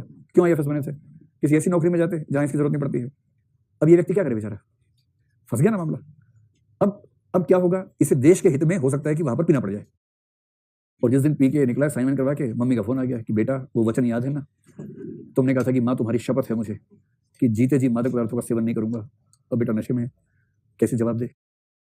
अब इसको असंगति का संज्ञान हो गया, मतलब इसको गिल्ट फीलिंग है जबरदस्त कि मैंने क्या कर दिया। ऐसे में समाधान क्या होता है? अतिरिक्त जानकारी जुटाना, ऐसी जानकारी जिससे ये वाली गिल्ट की फीलिंग थोड़ी सी कम होती जाए। और गिल्ट फीलिंग कम करने के बहुत सारे उपाय होते हैं ऐसे मामलों में।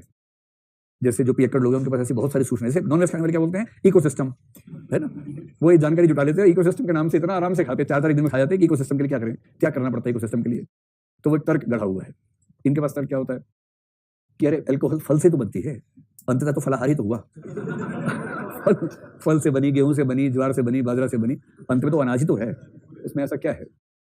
फिर वो और कर लेते हैं कि भैया गांव में लोग देखो भांग खाते हैं, भांग होली पे खाते हैं, तो भांग है, ताड़ी है, जो भी है, जो भी कल्चरल ड्रिंक्स जो हैं वो भी तो गांव में होता ही है।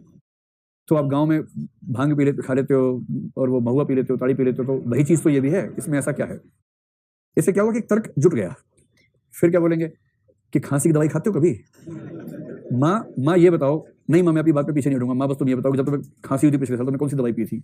माँ ने कहा कि मैंने कोरेक्स पी थी बेटा, और फेंसिडिल पी थी साथ में। तो माँ तुमने उससे पानी या सोडा मिलाया था? ना बेटा, ऐसे ही पी थी। तो माँ उसमें करीब 40% अल्कोहल होता है, और आज मैं विदेशियों के साथ जो पी के आया हूँ उसमें 13% अल्कोहल था। तो माँ बताओ आप में और मुझमें कौन ज्यादा बड़ा पियक्कड़ है? अब ये क्या कर रहा है, फंस गया ना। ये अपने आप को बचाने के लिए, अपने गिल्ट फीलिंग कम करने के लिए ऐसे तथ्य जुड़ा रहा है जिन तथ्यों को सामने रख के ये साबित कर दे कि वो गलत नहीं कर रहा है, वो मजबूरी हो गई थी और इतनी मजबूरी चलती है, ये वाला भाव लाने के लिए ऐसी जानकारी इकट्ठी कर रहा है। तो ये तरीका ठीक है या नहीं है? ठीक है। पर अगर पहला स्टेप ना हो पाए तो सेकंड स्टेप से लोग काम चला लेते हैं। हाँ, डिफेंसिव मोटिवेशन आप इसको बोल सकते हैं कि वही चीज है लगभग। तीसरी स्थिति जो है इसके लिए मनोविज्ञान में एक शब्द है ट्रिवियलाइजेशन कहते हैं। ट्रिवियल का मतलब है बहुत कम महत्व वाला, ट्रिवियलाइज का मतलब है किसी चीज का महत्व कम कर देना, और ट्रिवियलाइजेशन का मतलब है महत्व कम करने की प्रक्रिया। मैं स्पेलिंग बोल रहा हूं, चिंता ना करें, TRIVIALISATION, ट्रिवियलाइजेशन। ट्रिवियल ध्यान रखिए, TRIVIAL, ट्रिवियल। और ये सारे शब्द आपके नोट्स में है, आज जो नोट्स मिले उसमें शब्द दिया हुआ है, आपके हेडिंग के साथ दिया हुआ है एकदम। तो ट्रिवियल का मतलब होता है किसी चीज का महत्व कम कर देना, उसे छोटा समझना। तो किसी चीज के महत्व को कम करने की प्रक्रिया को बोलते हैं ट्रिवियलाइजेशन। और ट्रिवियलाइजेशन भी एक डिफेंस मैकेनिज्म होता है, और इसका मतलब ये कि जो चीज आपको कॉग्निटिव डिसोनेंस की वजह से तनाव देती है, उस चीज का महत्व कम करने का प्रयास करना, अपने जीवन में उस चीज को इग्नोर करना, बाकी चीजों पर ज्यादा बल देना, और इस तरह के तर्क अपने मन में जुटाना कि ये चीज उतनी बुरी नहीं है जितना मैं सोच रहा हूं, हाँ छोटी मोटी गलती है, ऐसा हो जाता है। इस तरह के जो तर्क होते हैं इसको बोलते हैं ट्रिवियलाइजेशन। सेकंड वाले में क्या चल रहा था? ऐसे तर्क जुटाना जिससे लगने लगे कि ये गलत है ही नहीं। थर्ड स्टेप में क्या है? ऐसे तर्क जुटाना जिससे लगे कि ये गलत है भी तो इसका महत्व बहुत कम है, ये पूरे जीवन के फ्रेम में बहुत छोटी सी बात है, खास बात नहीं है। जैसे यही कहना कि यार ठीक है ना, एक इंसान 1000 काम करता है, एक गलती हो जाती है, थोड़ा सा उसने ड्रिंक कर लिया तो क्या हो गया, ऐसा क्या, अपने साथ ही तो किया, तुम्हारे साथ थोड़ा कुछ किया तो क्यों परेशान हो रहे हो। इस तरह की जो बातें होती है इसको बोलते हैं ट्रिवियलाइजेशन। जब इन सबसे काम नहीं चलता तो अप्रत्यक्ष तरीके होते हैं, और अप्रत्यक्ष तरीके का मतलब है कि इस पर तो कुछ कर नहीं पा रहे, जो कॉग्निटिव डिसोनेंस है उसका समाधान नहीं हो रहा, तो उसकी पीड़ा, उसका तनाव, उसकी परेशानी कम करने के लिए आपने उसके बाहर जाके कोई समाधान निकालने का प्रयास किया, इसको बोलते हैं इनडायरेक्ट सॉल्यूशंस या अप्रत्यक्ष समाधान। उसके क्या है? अप्रत्यक्ष समाधान दो होते हैं, दूसरा तो अजीब सा है। दूसरे का मतलब है कि कई लोग क्या करते हैं, डिसोनेंस से इतना परेशान हो जाते हैं कि उससे बचने के लिए नशे जैसी आदत में चले जाते हैं, नशा करना। मतलब डिसोनेंस से बचने के लिए कई लोग नशा करते हैं, क्योंकि डिसोनेंस की जो पेन है, पेनफुल फीलिंग है, वो इतनी बुरी है कि उसको लोग उससे डरते हैं। या अवॉइडेंस एक चीज होती है सेकंड में ही। अवॉइडेंस का मतलब है ऐसी सिचुएशंस को अवॉइड करना जहां पर उनका कॉग्निटिव डिसोनेंस सामने आ जाएगा। सिंपल है, जहां कोई सवाल पूछ सकता है वहां जाने की जरूरत ही नहीं है, तो कोई सवाल न पूछ ले, इस वजह से ऐसी जगहों पर जाना ही नहीं जहां कोई सवाल पूछ सकता है। अवॉइड करना, लोगों से मिलने से दूरी कर लेना, ये सब उपाय वो हैं जब कोई रास्ता नहीं निकलता है। लास्ट उपाय ये सब होता है। तो कई लोग नशे में चले जाते हैं कि अरे यार क्या करें, और पी के फिर नाले के अंदर बैठते हैं। तो इसके समाधान जो अप्रत्यक्ष है उसमें सेकंड आपको बता दिया, उसमें कुछ लोग नशा करने लगते हैं, कुछ क्या करते हैं, अवॉइड करते हैं, सामाजिक स्थितियों से दूर भागने लगते हैं। और जो सब पहला तरीका है, पहला तरीका ये होता है कि आप उस समस्या को तो कंट्रोल नहीं कर पा रहे, आप अन्य तरीकों से खुद को एफर्मेशन के माध्यम से बचाने का प्रयास करते हैं। उसके लिए शब्द आपके नोट्स में होगा सेल्फ एफर्मेशन। सेल्फ एफर्मेशन को हिंदी में क्या कहना चाहिए? नोट्स में देखिए क्या शब्द दिया हुआ है, आत्म अभिपुष्टि। हाँ, सेल्फ एफर्मेशन। एफर्मेशन का मतलब होता है खुद को सही साबित करने की प्रक्रिया, एफर्मेशन। इसका मतलब क्या हुआ? देखिए, जीवन में एक ना एक बिंदु पर आप सब कॉग्निटिव डिसोनेंस से परेशान रहने वाले हैं, तय मान के चलिए। कोई माई का लाद से बच नहीं सकता, कितना भी जोर लगा लीजिए। जीवन कितना भी अच्छा हो, उसमें कुछ ना कुछ अंतर विरोध रहेंगे, असंगतियां रहेंगी। आज तक उससे ना कोई बचा है ना कोई बचेगा, हम सब उससे फंसेंगे। अलग अलग मुद्दे होंगे, किसी के लिए वो मामला संबंधों का हो सकता है, किसी की नौकरी का हो सकता है, किसी के लिए कुछ हो सकता है, लेकिन कहीं ना कहीं मामला फंसता है। उससे तनाव भी होता ही है। तनाव से बचने के पहले वाले उपाय प्रायः सफल नहीं हो पाते हैं। तो जब नहीं होते तो सेकंड उपायों में एक तरीका क्या होता है कि जितना आपका नुकसान हो रहा है उस डिसोनेंस की फीलिंग से, उसे कंपनसेट करने के लिए आप बाकी क्षेत्रों की अच्छी फीलिंग से मैनेज कर लें। यूं समझें कि एक कॉग्निटिव डिसोनेंस की फीलिंग से आपको माइनस कुछ चीजें हो रही हैं, अदर फीलिंग से आप प्लस कर लीजिए और इसको बैलेंस कर लीजिए। इसको बोलते हैं सेल्फ अफर्मेशन। यानी एग्जांपल देके समझाता हूं आपको। जैसे हर व्यक्ति के पास तो ऐसी समस्या है ना, आप किसी भी सवाल खड़ा करेंगे तो कर देंगे, सवाल खड़ा करना कौन सी बड़ी बात होती है। जैसे कोई व्यक्ति है जो पर्यावरण को लेकर उस पर आप आरोप लगा सकते हैं कि भाई तुम जो कार चलाते हो डीजल की कार है, 5 लोग कार में बैठ सकते हैं, अकेले बैठ के आते हो, है ना, किसी को भी कहा जा सकता है। पोल्यूशन करते हो, समाज का नुकसान करते हो, कह सकते हैं। बाइक वाले तो बोले कि 2 लोगों की बाइक है, अकेले आते हो, पोल्यूशन करते हो। कोई बस में बैठा हो, बोले कि 50 लोग बैठ सकते हैं, 4 लोग बस में बैठे हैं, बस चल रही है, तुम जिम्मेदार हो कहीं ना कहीं। अगर तुम चारों भी उतर जाओ तो बस चलेगी नहीं। कहने में क्या जा रहा है किसी को, कह दीजिए। तो मान लीजिए कोई व्यक्ति पोल्यूशन के लिए खुद को जिम्मेदार मानता है और उसे इस बात का डिसोनेंस है। अब वो इस चीज से कैसे बचे? तो वो क्या कहेगा इस मामले में? वो कहेगा अरे ठीक है यार, मैं कार चलाता हूँ डीजल वाली, थोड़ा पोल्यूशन होता है, लेकिन मैंने 10 पेड़ भी तो लगाए हैं। मैंने अपने गांव में 20 पेड़ लगाए थे, उनको पानी दिया था, सारे बड़े हुए थे पेड़, उनसे ऑक्सीजन आ भी तो रही है। ऐसा थोड़ा कि सारी मैं खा ही रहा हूं ऑक्सीजन। ये जो तरीका है कि अपने अन्य प्रयासों को बीच में लाकर बैलेंस करने की कोशिश करना, इसको बोलते हैं सेल्फ एफर्मेशन, जो आमतौर पर उससे जुड़े एरिया से होता है, कभी कभी उससे ना भी जुड़ा हो, कोई और फायदा कि अच्छा मान लिया इस मामले में मैं कमजोर हूं, पर इस मामले में मैंने समाज की हेल्प भी तो की है। अरे मान लिया पोल्यूशन करता हूं, लेकिन मैंने 20 ऐसे बच्चों को, जो विकलांग बच्चे, दिव्यांग बच्चे थे, उनकी हेल्प करने के लिए उनको मैंने ये पढ़ाई का सामान दिया, ये भी तो किया मैंने। तो एक ही पक्ष को देख रहे हो मेरे बारे में, वो भी तो देखो। जब कोई व्यक्ति इस टोन में आ जाए, इसको मनोविज्ञान में कहते हैं कि सेल्फ एफर्मेशन के मूड में अब वो आ गया है। तो सेल्फ एफर्मेशन से कॉग्निटिव डिसोनेंस खत्म होगा या केवल उसकी पीड़ा कुछ मात्रा में थोड़ा स्टेबलाइज हो जाएगी, पीड़ा कम होगी, इससे डिसोनेंस कम नहीं होता है। इसलिए इसको बोलते हैं अप्रत्यक्ष समाधान है, प्रत्यक्ष समाधान इसको नहीं माना जाता है। स्पष्ट हुआ? अब कॉग्निटिव डिसोनेंस की चरम अवस्था एक होती है, जिसके लिए एक शब्द आपने सुना होगा, हिपोक्रेसी। हिपोक्रेसी क्या है? सीधी सी बात है, जो डिसोनेंस दूसरे करते हैं वो हिपोक्रेसी होती है, जो हम खुद करते हैं वो डिसोनेंस होता है। क्योंकि दूसरों के मामले में हम क्या बन जाते हैं? जज, और अपने मामले में वकील हो जाते हैं। So simple. हिपोक्रेसी की स्पेलिंग में एस होगा ना, हिपोक्रेसी। और हिपोक्रेसी को हिंदी में कहते हैं पाखंड।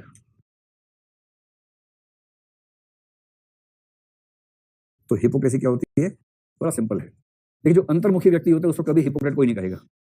हिपोक्रेसी का संबंध केवल बहिर्मुखी व्यक्तियों से होता है। क्यों? जो ढिंडोरा बहुत पीटते हैं, खूब गाते हैं, गाना बजाना करते हैं। तो पब्लिकली स्टेटेड एटीट्यूड्स, जो आपने समाज में घोषित की हैं अपनी अभिव्यक्तियां, तो व्यक्ति द्वारा समाज में घोषित की गई, या सार्वजनिक कर लीजिए समाज की जगह, सार्वजनिक रूप से घोषित की गई अभिव्यक्तियों, सियाने लोग चुप रहते हैं, बोलते नहीं है ज्यादा। कोई उनसे पूछे भाई दहेज लोगे, चुप कैसे बोलते हैं? तुझे क्या मतलब है? मस्त है, तुझे चाहिए ले लियो, मुझसे क्यों पूछ रहा है? वो ज्यादा ढिंडोरा नहीं पड़ेगा, मैं दहेज नहीं लूंगा, ऐसे नहीं करेगा, तो बाद में फंस जाएगा, तो चुप रहता है। पर कुछ होते हैं कि चाहे कुछ हो जाए, प्राण दे दूंगा पर दहेज नहीं लूंगा, कह दिया, तालियां बजवा ली। फिर शादी में उनमें से 3 लोग पहुंच गए वहां पर कि भाई साहब ये सब क्या है? ये सब गिफ्ट है। तो फंस गया ना मामला, क्योंकि बहिर्मुखी है। अंतर्मुखी होता तो फंसता ही नहीं। तो सार्वजनिक रूप से घोषित अभिव्यक्तियां एक तरफ हों और दूसरी तरफ उनका विरोधी व्यवहार। तो यदि कोई व्यक्ति सार्वजनिक रूप से घोषित अभिव्यक्तियों के विपरीत व्यवहार करता है और ऐसा मानते हैं कि किसी बहुत मजबूरी में किया गया हो, तो एक अलग बात है। और यदि वो अभ्यस्त रूप से करता है, आदतन करता है, बाई चॉइस करता है, और उस व्यवहार के पीछे कोई खास मजबूरी नहीं है, मतलब एक आध मामले में ऐसा हो सकता है कि बहुत मजबूरी हो गई थी, तो एक आध मामले में व्यक्ति ने गलती कर दी, वो समझ में आता है। पर जहां आपको लगे मजबूरी का मामला नहीं है, वो ऐसा करता है। तो सार्वजनिक रूप से घोषित अभिव्यक्तियों और बिना मजबूरी के उसके विरोधी व्यवहार की युगपत उपस्थिति, साथ साथ उपस्थिति को पाखंड कहते हैं। और पाखंड में कुछ लोग कहते हैं कि कॉग्निटिव होता भी है, कुछ कहते हैं कॉग्निटिव नहीं भी हो सकता है। आप मुझे बताएं कि जो पाखंडी लोग हैं, अच्छा पाखंडी लोग ऐसा नहीं कि बहुत दूर होते हैं, हम सब भी किसी न किसी मात्रा में पाखंडी होते हैं। और मनोविज्ञान और एथिक्स पढ़ने का एक सुख ये भी है कि आपको सारी बुराइयां अपने भीतर भी दिखने लग जाती हैं और अच्छाइयां दूसरों में भी दिखने लग जाती हैं। इसलिए कबीरदास से 1000 साल में तो सियाना आदमी पैदा नहीं हुआ दूसरा। बुरा जो देखन में चला, बुरा ना मिला कोई, जो दिल खोजो आपना, मुझसे बुरा ना कोई। इतनी ईमानदारी करे ना, बहुत बड़ा जिगरा चाहिए, जिगरा, गट्स चाहिए, गट्स। वरना लोग दूसरों के मामले में तुरंत बुराई निकालते हैं, अपने मामले में अच्छाई निकालते हैं। वो कबीर ही कर सकते हैं। चलो जल्दी से बताओ कि पाखंड अनिवार्यतः कॉग्निटिव होगा या नॉन कॉग्निटिव भी हो सकता है? क्या लगता है आपको? कई ऐसे मूर्ख होते हैं, उनको पता ही नहीं था कि पाखंड कर रहे हैं आप। और ऐसे मूर्खों की संख्या पर्याप्त है। भारतीय जनसंख्या में केवल 2-4 हजार हटा लेंगे तो मिल ही जाएंगे, ऐसी कोई खास बात नहीं है। हर व्यक्ति क्योंकि थोड़ी बहुत मात्रा में करता ही है। मतलब आपको ऐसे लोग मिलेंगे कई बार बात करते हुए, भाई साहब कुछ भी हो जाए मैं झूठ नहीं बोलता हूँ, और आपके सामने 4 बोल चुका भी अभी, मतलब 10 मिनट में 4 झूठ बोल चुका आपके सामने, कह रहा भाई साहब भगवान की कसम खाया, बस झूठ नहीं बोलता हूँ। एक ही अच्छी बात आपके भाई में है, झूठ नहीं बोलता है। ये मेरा भाई है, तो पहले झूठ तो ही झूठ है, ये मेरा भाई कहाँ है? बस अब सामने सामने झूठ बोल रहा है आदमी और फिर कह रहे कि बस कुछ भी हो जाए मैं झूठ नहीं बोलता हूँ। ये है पाखंड। आप खुल के अपनी तारीफ कर रहे हैं लेकिन आपका व्यवहार उसका विपरीत है। लेकिन इस व्यक्ति को कॉग्निशन नहीं है इस बात का, ये लापरवाह है, कैसे बोल रहा है। तो कॉग्निटिव भी हो सकता है और नॉन कॉग्निटिव भी हो सकता है, दोनों संभावनाएं हैं। पाखंड में पूरा सवाल नहीं पूछेंगे, हो सकता है कि कॉग्निटिव डिसोनेंस पूछे, उसमें एक छोटा सा हिस्सा लगा दे कि पाखंड क्या होता है, तो उसके बारे में 2-4 लाइन लिख के आप अपनी बात को समझा दीजिएगा। स्पष्ट हुई यहां तक की सारी बात? चलिए, अब जो बचा एक केवल छोटा सा हिस्सा बचा है कि पॉलिटिकल एटीट्यूड्स क्या होते हैं और मॉरल एटीट्यूड्स क्या होते हैं। इसके साथ ये टॉपिक आपका समाप्त होने के कगार पर है। ठीक है, तो बनाइए हेडिंग कि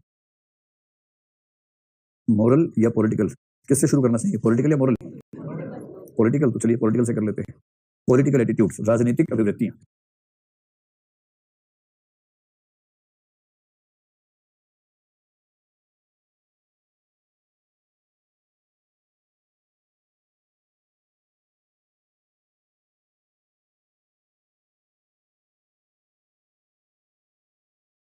राजनीतिक अभिवृत्तियां या पॉलिटिकल एटीट्यूड्स, कुछ नहीं, आप सारा पढ़ चुके हैं, अब तो उसको बस थोड़ा सा अप्लाई कर देना है और बात उसके साथ ही समाप्त हो जाएगी।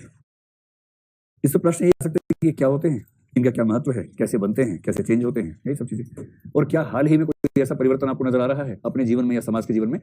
तो पहली बात क्या है, राजनीतिक अभिवृत्तियां क्या हैं, इनके प्रकार क्या क्या हैं, कैसे बनती हैं, क्या है, के साथ इसका प्रभाव भी नोट कर लेते हैं, इसका प्रभाव या महत्व क्या है। फिर इनके प्रकार क्या हो सकते हैं, फॉर्मेशन, और अंत में ये कि अगर बदलना हो किसी की राजनीतिक अभिवृत्तियों को तो कैसे बदलेंगे।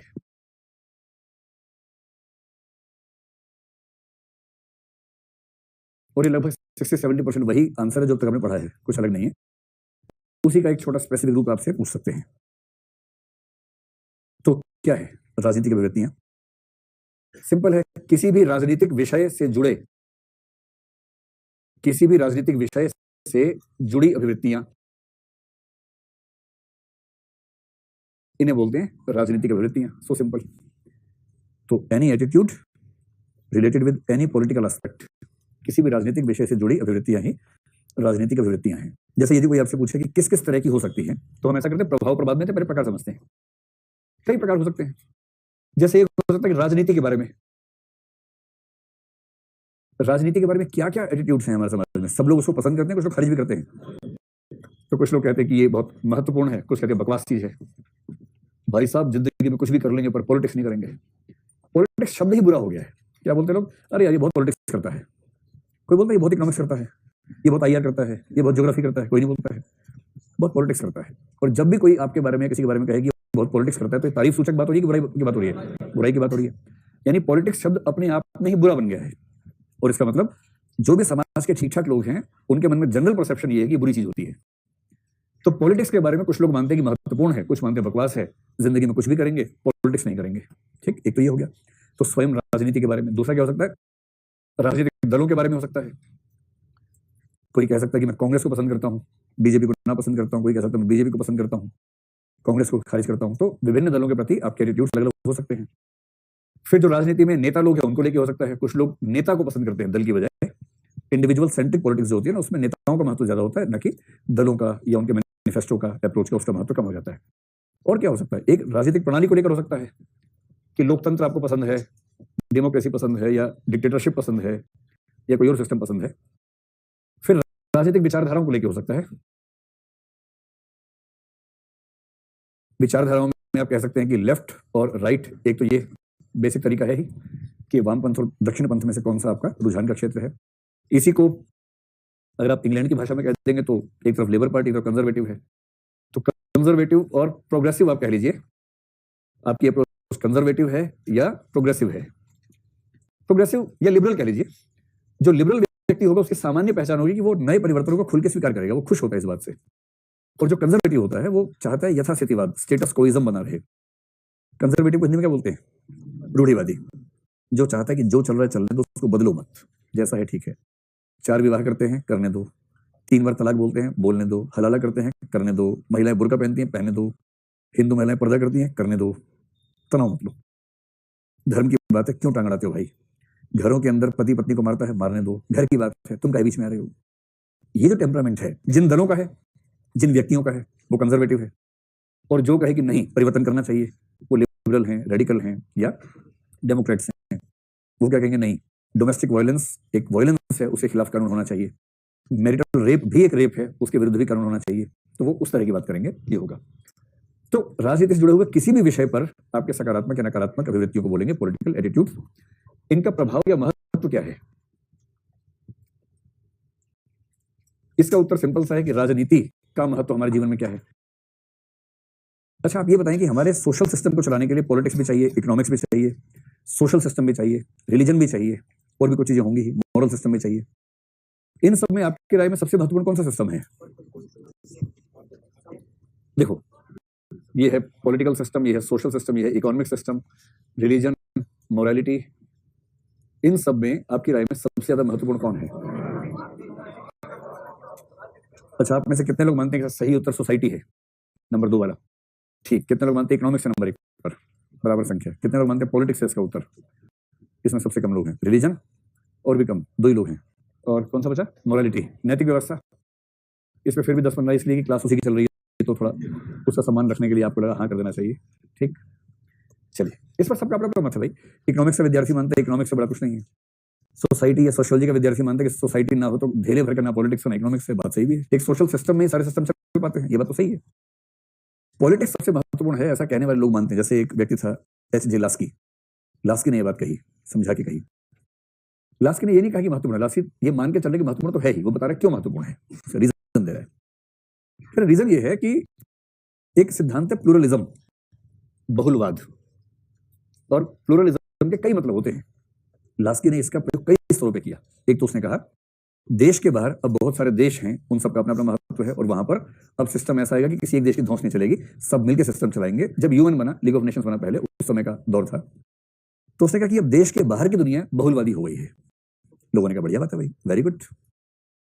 फिर उसने कहा देश के अंदर की दुनिया भी बहुलवादी होने की ओर अग्रसर है। इंग्लैंड का आदमी था, 1950 में उसकी मौत हुई, और उसने पूरा वो दौर देखा, 1893 से 1950 के बीच में वो रहा, जिस समय लीग ऑफ नेशंस बना और अमेरिका एक फेडरल कंट्री के रूप में सफल हो चुका था, महत्वपूर्ण हो गया था। और यूरोप में, एक आप इंग्लैंड को छोड़ देंगे, बाकी देशों में जनरली फेडरलिज्म वाला टच ज्यादा दिखता है। तो उसने कहा देश के अंदर विभिन्न राज्यों के बीच में बहुलवाद चलता है, एक सत्ता नहीं है, सत्ता के बहुत सारे केंद्र हैं। एक तो दुनिया में सत्ता के बहुत सारे केंद्र हो गए, फिर एक देश के भीतर सत्ता के बहुत सारे केंद्र हो गए, ये प्लूरलिज्म के लेवल से। और फिर कहा सबसे महत्वपूर्ण स्तर यह है कि किसी देश के अंदर की जो सत्ता है या राज्य के अंदर की सत्ता है, उसमें भी सत्ता के बहुत सारे केंद्र हैं, क्योंकि पॉलिटिक्स अगर एक सत्ता है तो इकोनॉमिक्स भी एक सत्ता है, सोसाइटी भी एक सत्ता है, और ये सारी सत्ताएं एक प्लूरलिस्टिक माहौल में काम करती हैं। इस लेवल पर उसने कहा कि इन सारी सत्ताओं के बीच में संबंध क्या है। और तब उसने कहा ये सारी सत्ताएं ठीक से काम कर सके, इसके लिए जरूरी है कि एक सत्ता ऐसी हो जो इन सबको रेगुलेट कर सकती हो, और ये रेगुलेट करने का कार्य जिस सत्ता के हाथ में है वो पॉलिटिकल पावर है, क्योंकि पॉलिटिक्स ही तय करती है कि बजट क्या होगा, इकोनॉमिक सिस्टम कैसे काम करेंगे, कौन सी आर्थिक गतिविधियां अलाउड होंगी, कौन सी गतिविधियां अलाउड नहीं होंगी, सोसाइटी की कौन सी नॉर्म्स को कानून माना जाएगा और किन नॉर्म्स के खिलाफ कानून बनाया जाएगा, ये पॉलिटिक्स तय करती है। और लास्की ने कहा प्रमाण ये है कि बाकी किसी भी सत्ता के पास व्यक्ति को फिजिकल पनिशमेंट देने की शक्ति नहीं है। व्यक्ति को फिजिकल पनिशमेंट देने की शक्ति केवल राज्य के पास है। ये इस बात का प्रमाण है कि राज्य की शक्ति और राज्य का महत्व बाकी सबसे ज्यादा है। इसका मतलब ये नहीं कि उसकी बात फाइनल है, इसका मतलब है कि पॉलिटिक्स का व्यक्ति, पॉलिटिकल साइंस का व्यक्ति इस बात को जस्टिफाई कैसे करता है कि पॉलिटिक्स बाकी सबकी तुलना में ज्यादा महत्वपूर्ण है। अब देखिए, अगर मामला डेमोक्रेसी का है तो डेमोक्रेसी में पॉलिटिकल एटीट्यूड्स बहुत मैटर करते हैं, क्योंकि जनता, जिसको जनार्दन कहते हैं, जनता तय करती है कौन सत्ता में रहेगा, और जनता जो निर्णय करेगी सत्ता में किसी को भेजने का, वो निर्णय कैसे करेगी, अपने एटीट्यूड्स के आधार पर करेगी। इसलिए लोकतंत्र में जनता के पॉलिटिकल एटीट्यूड्स पूरे देश की किस्मत तय करते हैं। अब बात समझ पा रहे हैं? लोकतंत्र में जनता की राजनीतिक अभिवृत्तियां उस देश की किस्मत तय करती हैं। और इसलिए कुछ लोग कहते हैं, जैसे जे.एस. मिल को बहुत डाउट था, अरस्तु को बहुत डाउट था डेमोक्रेसी को लेकर। प्लेटो से पूछा गया कि डेमोक्रेसी कैसा सिस्टम है, प्लेटो ने इतनी गालियां दी डेमोक्रेसी को। वो डेमोक्रेसी का दुश्मन नंबर 1 है दुनिया के इतिहास का, प्लेटो, क्योंकि उसके गुरु सुकरात को लोकतंत्र की पद्धति ने जहर का प्याला पिला दिया था, और उसका मानना था कि हर व्यक्ति बराबर बुद्धिमान नहीं होता, और गधों के हाथ में अगर आप शासन दे देंगे ना तो गधा तंत्र बनेगा, लोकतंत्र नहीं बनेगा। और कुछ लोग मजाक में कहते हैं कि लोकतंत्र वह व्यवस्था है जहां अगर 51 गधे इकट्ठे हो जाएं तो राष्ट्रगण ढैचू ढैचू ही होता है। अगर 51 गधे इकट्ठे हो गए, और गधों की संख्या 51 ही होती है, हंस की संख्या 8-10 से ऊपर नहीं होती है। IQ के लेवल से डिस्ट्रीब्यूशन सब समझ सकते हैं इस बात को। इसलिए लोकतंत्र में यह खतरा हमेशा होता है कि भीड़ तंत्र बन जाएगा।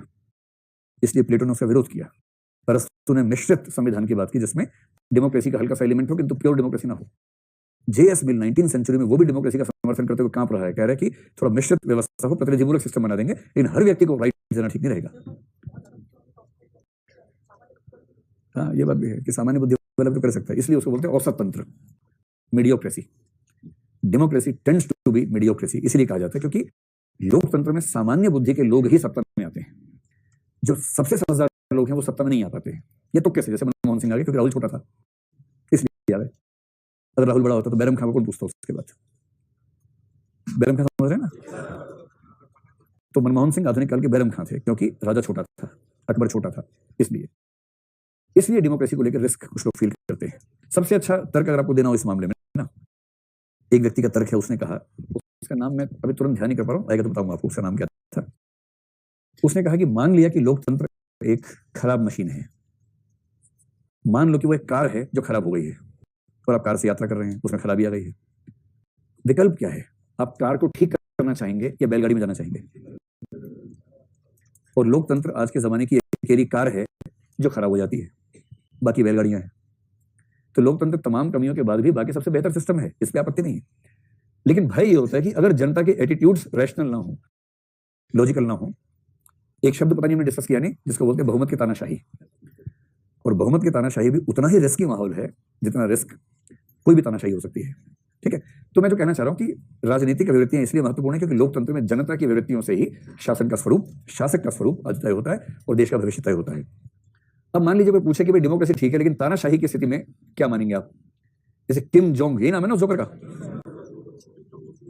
Kim Jong Un. हाँ, वो चलते हुए भी लगता है कि लुढ़क रहा है और उसको लगता है कि दुनिया उसके भरोसे चल रही है। देखिए कितनी मतलब गलत फहमी लोगों को हो जाती है। अब आपको एक बात बतानी है, फिर मैं आपको बताऊंगा कौटिल्य ने इस मामले में क्या कहा, बोधा ने क्या कहा, तुलसीदास ने क्या कहा। पहले मैं देखना चाहूँ कि आप क्या कहते हैं, क्योंकि मुझे भरोसा है कि आप उन तीनों से बेहतर कहेंगे, क्योंकि वो तीनों आपसे 400-500 साल पहले हो चुके हैं। 500 साल का बेनिफिट आपके पास है चिंतन का। किम जोंग उन चल रहा है क्योंकि जनता चलने दे रही है, या जनता चल रही है क्योंकि किम जोंग उन चलने दे रहा है? इनमें से कौन सी बात सही है? आप में से कितने लोग मानते हैं कि जनता चल रही है क्योंकि किम जोंग चलने दे रहा है? हाथ खड़ा करें। आवाज तो बहुत जोर से आई थी, हाथ एक को नहीं खड़ा कर रहा आप में से। और किम जोंग चल रहा है क्योंकि जनता चलने दे रही है। बहुत बढ़िया, आपने दिल जीत लिया, एकदम शानदार बात कह दी। अगर किम जोंग उन चल रहा है तो इसलिए चल रहा है कि जनता का पारा अब तक उतना हाई हुआ नहीं है, सुअर की चर्बी नहीं आई अब तक सामने। हाँ, गांधी जी तो कितने आए, तो क्या लगा भगा गांधी जी को? तो एक इंडिविजुअल से बात नहीं बनेगी वहां, इंडिविजुअल से बात शायद नहीं बनेगी वहां। क्रूर से क्रूर सत्ता को यह पता है कि जिस दिन जनता ने उसकी क्रूरता को झेलने से इनकार कर दिया उस दिन वो चल नहीं पाएगा। कौटिल्य कह गया। हांगकांग में दोनों चीजें दिख रही हैं, ऐसा क्या है? हांगकांग में तो चीन की सत्ता का विरोध ठीक ठाक हो ही रहना भाई, इसमें क्या दिक्कत है? कौटिल्य ने कहा है, और ठीक यही बात 16th सेंचुरी में यूरोप में, फ्रांस में एक बोधा नाम का आदमी हुआ, जीन बोधा या जिया बोधा बोलते हैं, BODIN, बोर्डिन आप पढ़ेंगे, लेकिन वो फ्रेंच उच्चारण बोधा होता है उसका, जैसे JEAN जीन, लेकिन फ्रांस के लोग जीन नहीं, जिया बोलते हैं, जिया बोधा, जीन बोर्डिन जिसको हम कहते हैं। वो दोनों एक ही समय में हुए, मतलब तुलसी की बात, तुलसीदास एक कवि है भारत में, और बोर्डिन उस समय वहां फ्रांस में है, एक ही समय है, एक ही आर्गुमेंट है दोनों का। और वो आर्गुमेंट कुछ हजार साल पहले कौटिल्य भेज चुका है, और वो ये है कि राजा जी इस बात का ध्यान रखना कि प्रजा आपके आदेश मानती है, सब मानती है, लेकिन दरअसल आप उसी दिन तक राजा हैं जब तक प्रजा आपको राजा मानने को तैयार है। इसलिए प्रजा को इतना मत सताना कि प्रजा नाराज हो जाए, और जिस दिन प्रजा नाराज होगी सत्ता तो जाएगी ही, बहुत कुछ और भी जाएगा उस दिन, जान चली जाएगी उस दिन। तो किम जोंग इसलिए किम जोंग है। किम संस्कृत में किम मतलब क्या? किम जोंग, कौन है जोंग? अगर जनता उठ गई ना तो जनता बोले किम जोंग, कुत्र जोंग, जोंग कहां गया? क्योंकि जनता का एटीट्यूड अभी ये है कि सह लो, और जिस दिन एटीट्यूड ये बन गया कि नहीं सहना है, कोई किम जोंग, कोई उसकी सरकार, ना उसकी तोपें, ना उसके भूखे कुत्ते रोक पाएंगे सत्ता को बदलने से। इसलिए कहते हैं कि राजनीतिक अभिवृत्तियां समाज की कैसी हैं, ये तय करती हैं कि समाज का भविष्य, समाज का स्वरूप कैसा होगा। क्या आप इसके बारे में 100 शब्द लिख पाएंगे इसकी तारीफ में? इसका महत्व क्या होता है? चलिए अब आइए, कैसे बनती है राजनीतिक अभिवृत्तियां, कैसे बनती हैं? सारा वही खेल है, कुछ अलग नहीं है। बस एक शब्द बीच बीच में 3-4 बार लिख लिख के अंडरलाइन कर देना, इसको बोलते हैं पॉलिटिकल सोशलाइजेशन। इसका हिंदी अनुवाद क्या होना चाहिए बताइए अपने आप? राजनीतिक सामाजिकरण। राजनीतिक के बाद ठीक है। और अब कैसा लग रहा है, कैसा लगा देख के? राजनीतिक सामाजिक कारणा। तो जब ये वाले डंडे खराब लग रहे हैं आपको, तो ये डंडा भी उतना ही खराब है। ऐसे नहीं बोलना कि जो डंडा हमने एक्स्ट्रा लगाया वो अच्छा है, आपने जो है वो खराब है, ऐसे नहीं करना है। समाजीकरण, ये मैं इसलिए कह रहा हूँ कि पहली बार बताया था, उसके बाद जो आंसर लिख के भेजते हैं वो डंडा पता नहीं कहाँ से पकड़ हो जाता है उसमें सर के बाद। समाजीकरण है, ठीक। राजनीतिक समाजीकरण क्या होता है? मैंने आपसे पहले ही कहा कि जो हरा कबूतर है बेसिकली कबूतर है जो हरा है, याद आई बात? तो राजनीतिक समाजीकरण बेसिकली क्या है? वो बेसिकली राजनीति का या समाजीकरण है? वह समाजीकरण जो राजनीतिक है। और समाजीकरण क्या होता है? ए सोशल बच्चे को, समाज तटस्थ बच्चे को समाज के तौर तरीकों को सिखाने की सारी प्रक्रिया समाजीकरण है। जब समाज की हर चीज सिखाते हैं तो समाज का एक पक्ष राजनीति भी है, राजनीति भी सिखाते हैं। तो किसी बच्चे के जीवन भर में राजनीति को सीखने की जो पूरी प्रक्रिया है उसका नाम है राजनीतिक समाजीकरण। ये शब्द बहुत प्रचलित है, हो सकता है इसी पर सवाल ही आ जाए। इस पर जीएस में भी सवाल आ सकता है पेपर 2 में, क्योंकि ये शब्द इतना पॉपुलर है। तो जब भी आपसे पूछें राजनीतिक अभिवृत्तियां कैसे बनती है, खटाक से बड़ा लक्षण राजनीतिक समाजीकरण अंडरलाइन करना, 1-2 स्टार चांद चुनाना उसके आसपास ताकि समझा दिखे, और फिर उसकी व्याख्या कर देना कि क्या होता है। होता क्या है? किसी बच्चे को जो राजनीति को बिल्कुल नहीं जानता उसको राजनीतिक प्रक्रियाओं से जोड़ने सिखाने की सारी प्रक्रिया राजनीतिक समाजीकरण है। तो अपने आप बताइए, कॉमन सेंस से कहां से शुरू होती है? बच्चा पॉलिटिक्स को सीखना कहां से शुरू करता है? परिवार से सीखता है, सीधी सी बात है। एक तो वो वाली जो परिवार के अंदर की पॉलिटिक्स है, पर अभी उसकी बात नहीं चल रही है। वैसे पॉलिटिक्स परिवार के अंदर होती है क्या? क्या राय है आप लोगों की? एक सच्चे अच्छे पवित्र परिवार के भीतर पॉलिटिक्स होती है कि नहीं होती है? अपने घर की पॉलिटिक्स को समझ पाते हैं? तो आप में से कितने लोग ये मानते हैं कि आपके घर की पॉलिटिक्स जो है वो तानाशाही के इर्द गिर्द घूमती है, और कितने लोगों के घर की पॉलिटिक्स लोकतंत्र के आसपास घूम रही है? और सबसे सुंदर कॉम्बिनेशन क्या है? जहां दिखता है लोकतंत्र पर होती है तानाशाही। ईमानदारी से हाथ खड़ा कर लो, लोकतांत्रिक आवरण में तानाशाही चल रही है। जहां पेरेंट्स बोलते हैं कि आओ बच्चों आओ मिलकर बात करेंगे, आओ बच्चों आओ, हाँ बेटा देखो बेटा ये विचार आया है, ये सोच रहे हैं, तो मेरा विचार है कि ये कर लेते हैं, बाकी आप लोग बताओ बेटा। और सबको पता है कि जो बताएगा उसको धरेंगे कसके। फिर बोलेंगे नहीं पापा आपने ठीक ही सोचा, पापा ठीक सोचा था मैंने, हाँ पापा ने ठीक सोचा है, हाँ बेटा तुम बताओ, नहीं पापा ठीक सोचा, मैं तो ठीक ही सोचता हूँ बेटा, फिर भी लेकिन बोलना तो बोल दो कुछ। और अंत में सर्वसम्मति से प्रस्ताव पारित होता है कि पापा ने ठीक ही सोचा है। चलिए, असल में सबसे बड़ी बात है कि फैसला अंततः किसका है, कई बार समझ नहीं आता है। सबसे ग्रे एरिया यही है कि कई बार ये क्लियर नहीं होता कि फैसला फाइनली इसका था कि उसका था कि पेरेंट्स का था कि गांव का था कि मोहल्ले का था, समझ नहीं आता है, बड़ा कंफ्यूजन वाला होता है। चलो, तो पहली बात परिवार कैसे सिखाता है? देखो, जिन परिवारों में लोग पॉलिटिकल एक्टिव होते हैं ना, उनके छोटे बच्चों को आप देखिए, बच्चे की उम्र 9 साल से कम हो, 13 तक भी चलेगा। आमतौर पर 9, 10, 12, 13 साल तक के बच्चों को पॉलिटिक्स की समझ ऐसी नहीं होती कि वो बहुत स्वतंत्र समझ हो। इस उम्र तक के बच्चों के पॉलिटिकल एटीट्यूड्स लगभग 100% वही होते हैं जो उनके परिवार के होते हैं। थोड़ा सा अंतर स्कूल से आ सकता है, अगर स्कूल की मैम का कुछ और एटीट्यूड है ना, तो मैम तो भगवान है, मैम के सामने ना बाप चलेगा ना माँ चलेगी। लेकिन अगर मैम ने कुछ नहीं बताया है तो पॉलिटिकल एटीट्यूड वही चलेगा जो पेरेंट्स ने बता रखा है। अब दिल्ली में इलेक्शन है ना, अब जहां भी रहते हैं आसपास के टिंगू मिंगू पर ध्यान देना थोड़ा सा, जो रहते हैं टिंगू मिंगू थोड़े से। अब इलेक्शन के समय छोटे टिंगू मिंगू 2-4 क्या करेंगे, टोपी लगा लेंगे हमारी पार्टी की या कांग्रेस की लगा लेंगे, और बोलेंगे झालू पे वोट देना, झालू पे वोट देना। अब नहीं इधर पहले झालू पे वोट देना, आप चिकोटी काटेंगे उससे कमक, आप उसी गाल पे चिकोटी काट देंगे, क्यों वोट देना झालू पे? तो फिर वो उत्तर देगा क्योंकि दालू अरविंद केजरीवाल की है। उसे कुछ नहीं पता। आप पूछेंगे तुझे कैसे पता, तो ले दे के अंत में सहारा आएगा क्योंकि उसके पापा या मम्मी ऐसा बोलते हैं घर में। वो घर में जो सुनेगा वही उसका एटीट्यूड है, और उसका शौक है सामाजिक होने का, वो प्रचार करना चाह रहा है। उसको वोट अपना देने को नहीं मिल रहा है तो चाहे दूसरों को दिलवा दो, कम से कम किसी की गोदी में चढ़ के जाऊंगा वोट दिलवाने के लिए, कम से कम कुछ तो ऐसा करूं। तो ये जो बच्चों के एटीट्यूड से बनते हैं परिवार से, इस पर तो सहमति, अभी 3-4 केस स्टडीज लिखवाता हूं आपको। परिवार के बाद स्कूल, और स्कूल अगर किसी खास विचारधारा का है तो वहां से कार्डर बन जाता पूरा का पूरा। अगर किसी खास विचारधारा का स्कूल है तो वहां से बहुत सारे वोटर निकलते हैं 18 के होते ही, आपको बताइए। स्कूल पूरा हुआ, 2000 वोटर बाहर निकले वहां से, एक पार्टी विशेष के, क्योंकि पट्टी पढ़ा दिया, 13 साल में इतनी पट्टी पढ़ाई है कि बच्चा उसी को वोट देता है, उसकी चॉइस वही बन गई है। तो स्कूल साथ में कॉलेज भी कर लीजिए। उसके बाद फिर समाज तो है ही, समाज में किस किससे होता है। इसके बाद मीडिया, विशेष रूप से मीडिया में जो पॉलिटिकल एंगल की चीजें हैं, और कोई चमत्कारी नेता अगर है, तो कोई ऐसा नेता अगर कैरिस्मेटिक पैदा हो गया, जैसे आजकल कई हो गए हैं, आजकल तो कई हैं थोक में कैरिस्मेटिक लीडर्स हमारे देश में, अच्छी बात है, इसका फायदा ही है, कोई खास नुकसान तो नहीं। ये सब चीजें मिलकर बनाती हैं कि किसी व्यक्ति का राजनीतिक अभिव्यक्तियों का सिलेक्शन किस तरह का होगा। ये सब पर्याप्त है या इसमें एक पक्ष व्यक्ति की पर्सनैलिटी भी हो सकती है? तो एक तरफ लिखिए उसकी पर्सनैलिटी। और मैंने आपसे पहले ही कहा था कि यदि किसी व्यक्ति का आईक्यू लेवल कम है तो उसकी ज्यादा संभावना कंजर्वेटिव एटीट्यूड्स की होगी या प्रोग्रेसिव की होगी? कंजर्वेटिव की होगी। और इसका मतलब राजनीतिक अभिव्यक्तियों के निर्माण में व्यक्ति का व्यक्तित्व और बहुत सारे सामाजिक कारक मिलकर भूमिका निभाते हैं। इन सबके सम्मिलित प्रभाव को बोलते हैं राजनीतिक समाजीकरण। अगर किसी का पॉलिटिकल एटीट्यूड चेंज करना हो तो कैसे चेंज करेंगे? जैसे बाकियों का करते हैं। तो परिवर्तन कैसे करेंगे? इसके नीचे लिखो वैसे ही। वैसे ही मतलब जैसे बाकी का करते हैं, बाकी का कैसे करते थे, ऐसे ही बताओ ना, ध्यान नहीं है, जैसे एडिशनल इंफॉर्मेशन था, बाध्यकारी संपर्क है, फोर्स्ड कॉन्टैक्ट है, किसी पार्टी से नफरत है बच्चे को, उस पार्टी के किसी ग्रुप में 4 दिन छोड़ दीजिए, 4 दिन में रह के आना है। संभावना है कि 4 दिन में उनकी बातें सुनकर समझ के उसको शायद अप्रिशिएट करे, हो सकता है। और क्या हो सकता है, हर एक मत लगाना, जैसे भूमिका निभाने से क्या भूमिका निभाएगा, कुछ ऐसी बातें जो उससे जुड़ती हों। और क्या हो सकता है, सोशल जो ग्रुप एफिलिएशन है, यदि इस व्यक्ति का ग्रुप चेंज कर दिया जाए, प्राइमरी ग्रुप का बड़ा महत्व होता है। आमतौर पर प्राइमरी ग्रुप के सब व्यक्तियों का वोटिंग बिहेवियर जैसा होता है, तो यदि इसका प्राइमरी ग्रुप चेंज हो जाएगा तो संभावना है कि इसका पॉलिटिकल एटीट्यूड या इंक्लिनेशन भी चेंज हो जाएगा। और क्या हो सकता है इसके अलावा, भूमिका परिवर्तन, मतलब भूमिका परिवर्तन इस सेंस में हो सकता है कि वो किसी सोशल रोल में था, वहां गया तो वहां चेंज हुआ, इस तरह कहना चाह रहे हैं।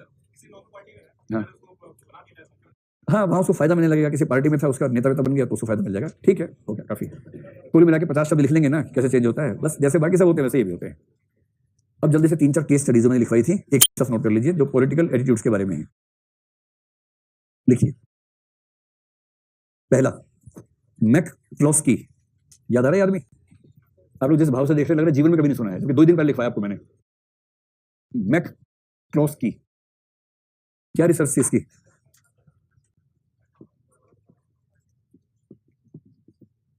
मैकक्लोस्की, ऐसा कर लें, मैकक्लोस्की है, या तो 2 का लगा लीजिए, इतना कौन पूछता है, कुछ भी लिख लीजिए। मैकक्लोस्की, रिसर्च है 1958 की। एक वाक्य में लिखिए, जिन व्यक्तियों की बुद्धि लब्धि कम है, बुद्धि लब्धि क्या होती है, आईक्यू, सिंपल आईक्यू लिखो ना, क्यों ऐसी विदेशी भाषा लिखते हो। जिन व्यक्तियों का आईक्यू कम है वे प्रायः रूढ़िवादी राजनीतिक दलों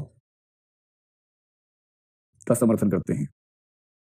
दूसरा लिखिए, दूसरी भी आपको मैंने लिखवाई थी, उसमें एल्डरवेल्ड और डोज 2 लोग थे। मतलब ये सब तो गहने हैं, कहीं अपने उत्तर में एक जगह चमका के आ जाइएगा, बप्पी लाइट मत बनिएगा कि गहने गहने दिख रहे हैं, आदमी दिख नहीं रहा तो आंसर के बीच में आएंगे तो ठीक है, अगर आंसर बीच बीच में आएगा तब ठीक नहीं है। तो हाँ, एल्डरवेल्ड एंड डॉज, इनकी जो रिसर्च है वो कब की थी, 1954 की। और इसमें एक ही बात थी कि जब फेस टू फेस इंटरेक्शन हुई तो 75% व्यक्तियों का पॉलिटिकल एटीट्यूड चेंज हुआ। याद है कुछ, 1 to 1 या फेस टू फेस, जब किसी व्यक्ति ने सामने बैठकर लोगों की राजनीतिक अभिवृत्तियां बदलने का प्रयास किया तो रिजल्ट 75% था, जबकि मीडिया के माध्यम से, अखबारों के माध्यम से रिजल्ट 19% था। तीसरे में 3 लोग हैं, कितने नाम आप याद करेंगे। एक का नाम है कैंपबेल, एक से ही काम चला लो या 3 का नाम बताऊं, बता दूं, लिख लो, कैम्बेल, दूसरा है ग्यूरिन, GURIN, और तीसरा है मिलर। ये भी 1954 की ही स्टडी है, 1954। इनका यह है कि प्राथमिक समूह के सदस्यों की राजनीतिक अभिव्यक्तियों में बहुत ऊंचा सह संबंध होता है। प्राथमिक समूह के सदस्यों की राजनीतिक अभिवृत्तियों में बहुत ऊंचा सह संबंध होता है। प्राथमिक समूह में कौन कौन आ जाएगा, तो ब्रैकेट में लिख लो, परिवार, मित्र समूह, मुख्य रूप से ये 2 हैं, परिवार और मित्र समूह।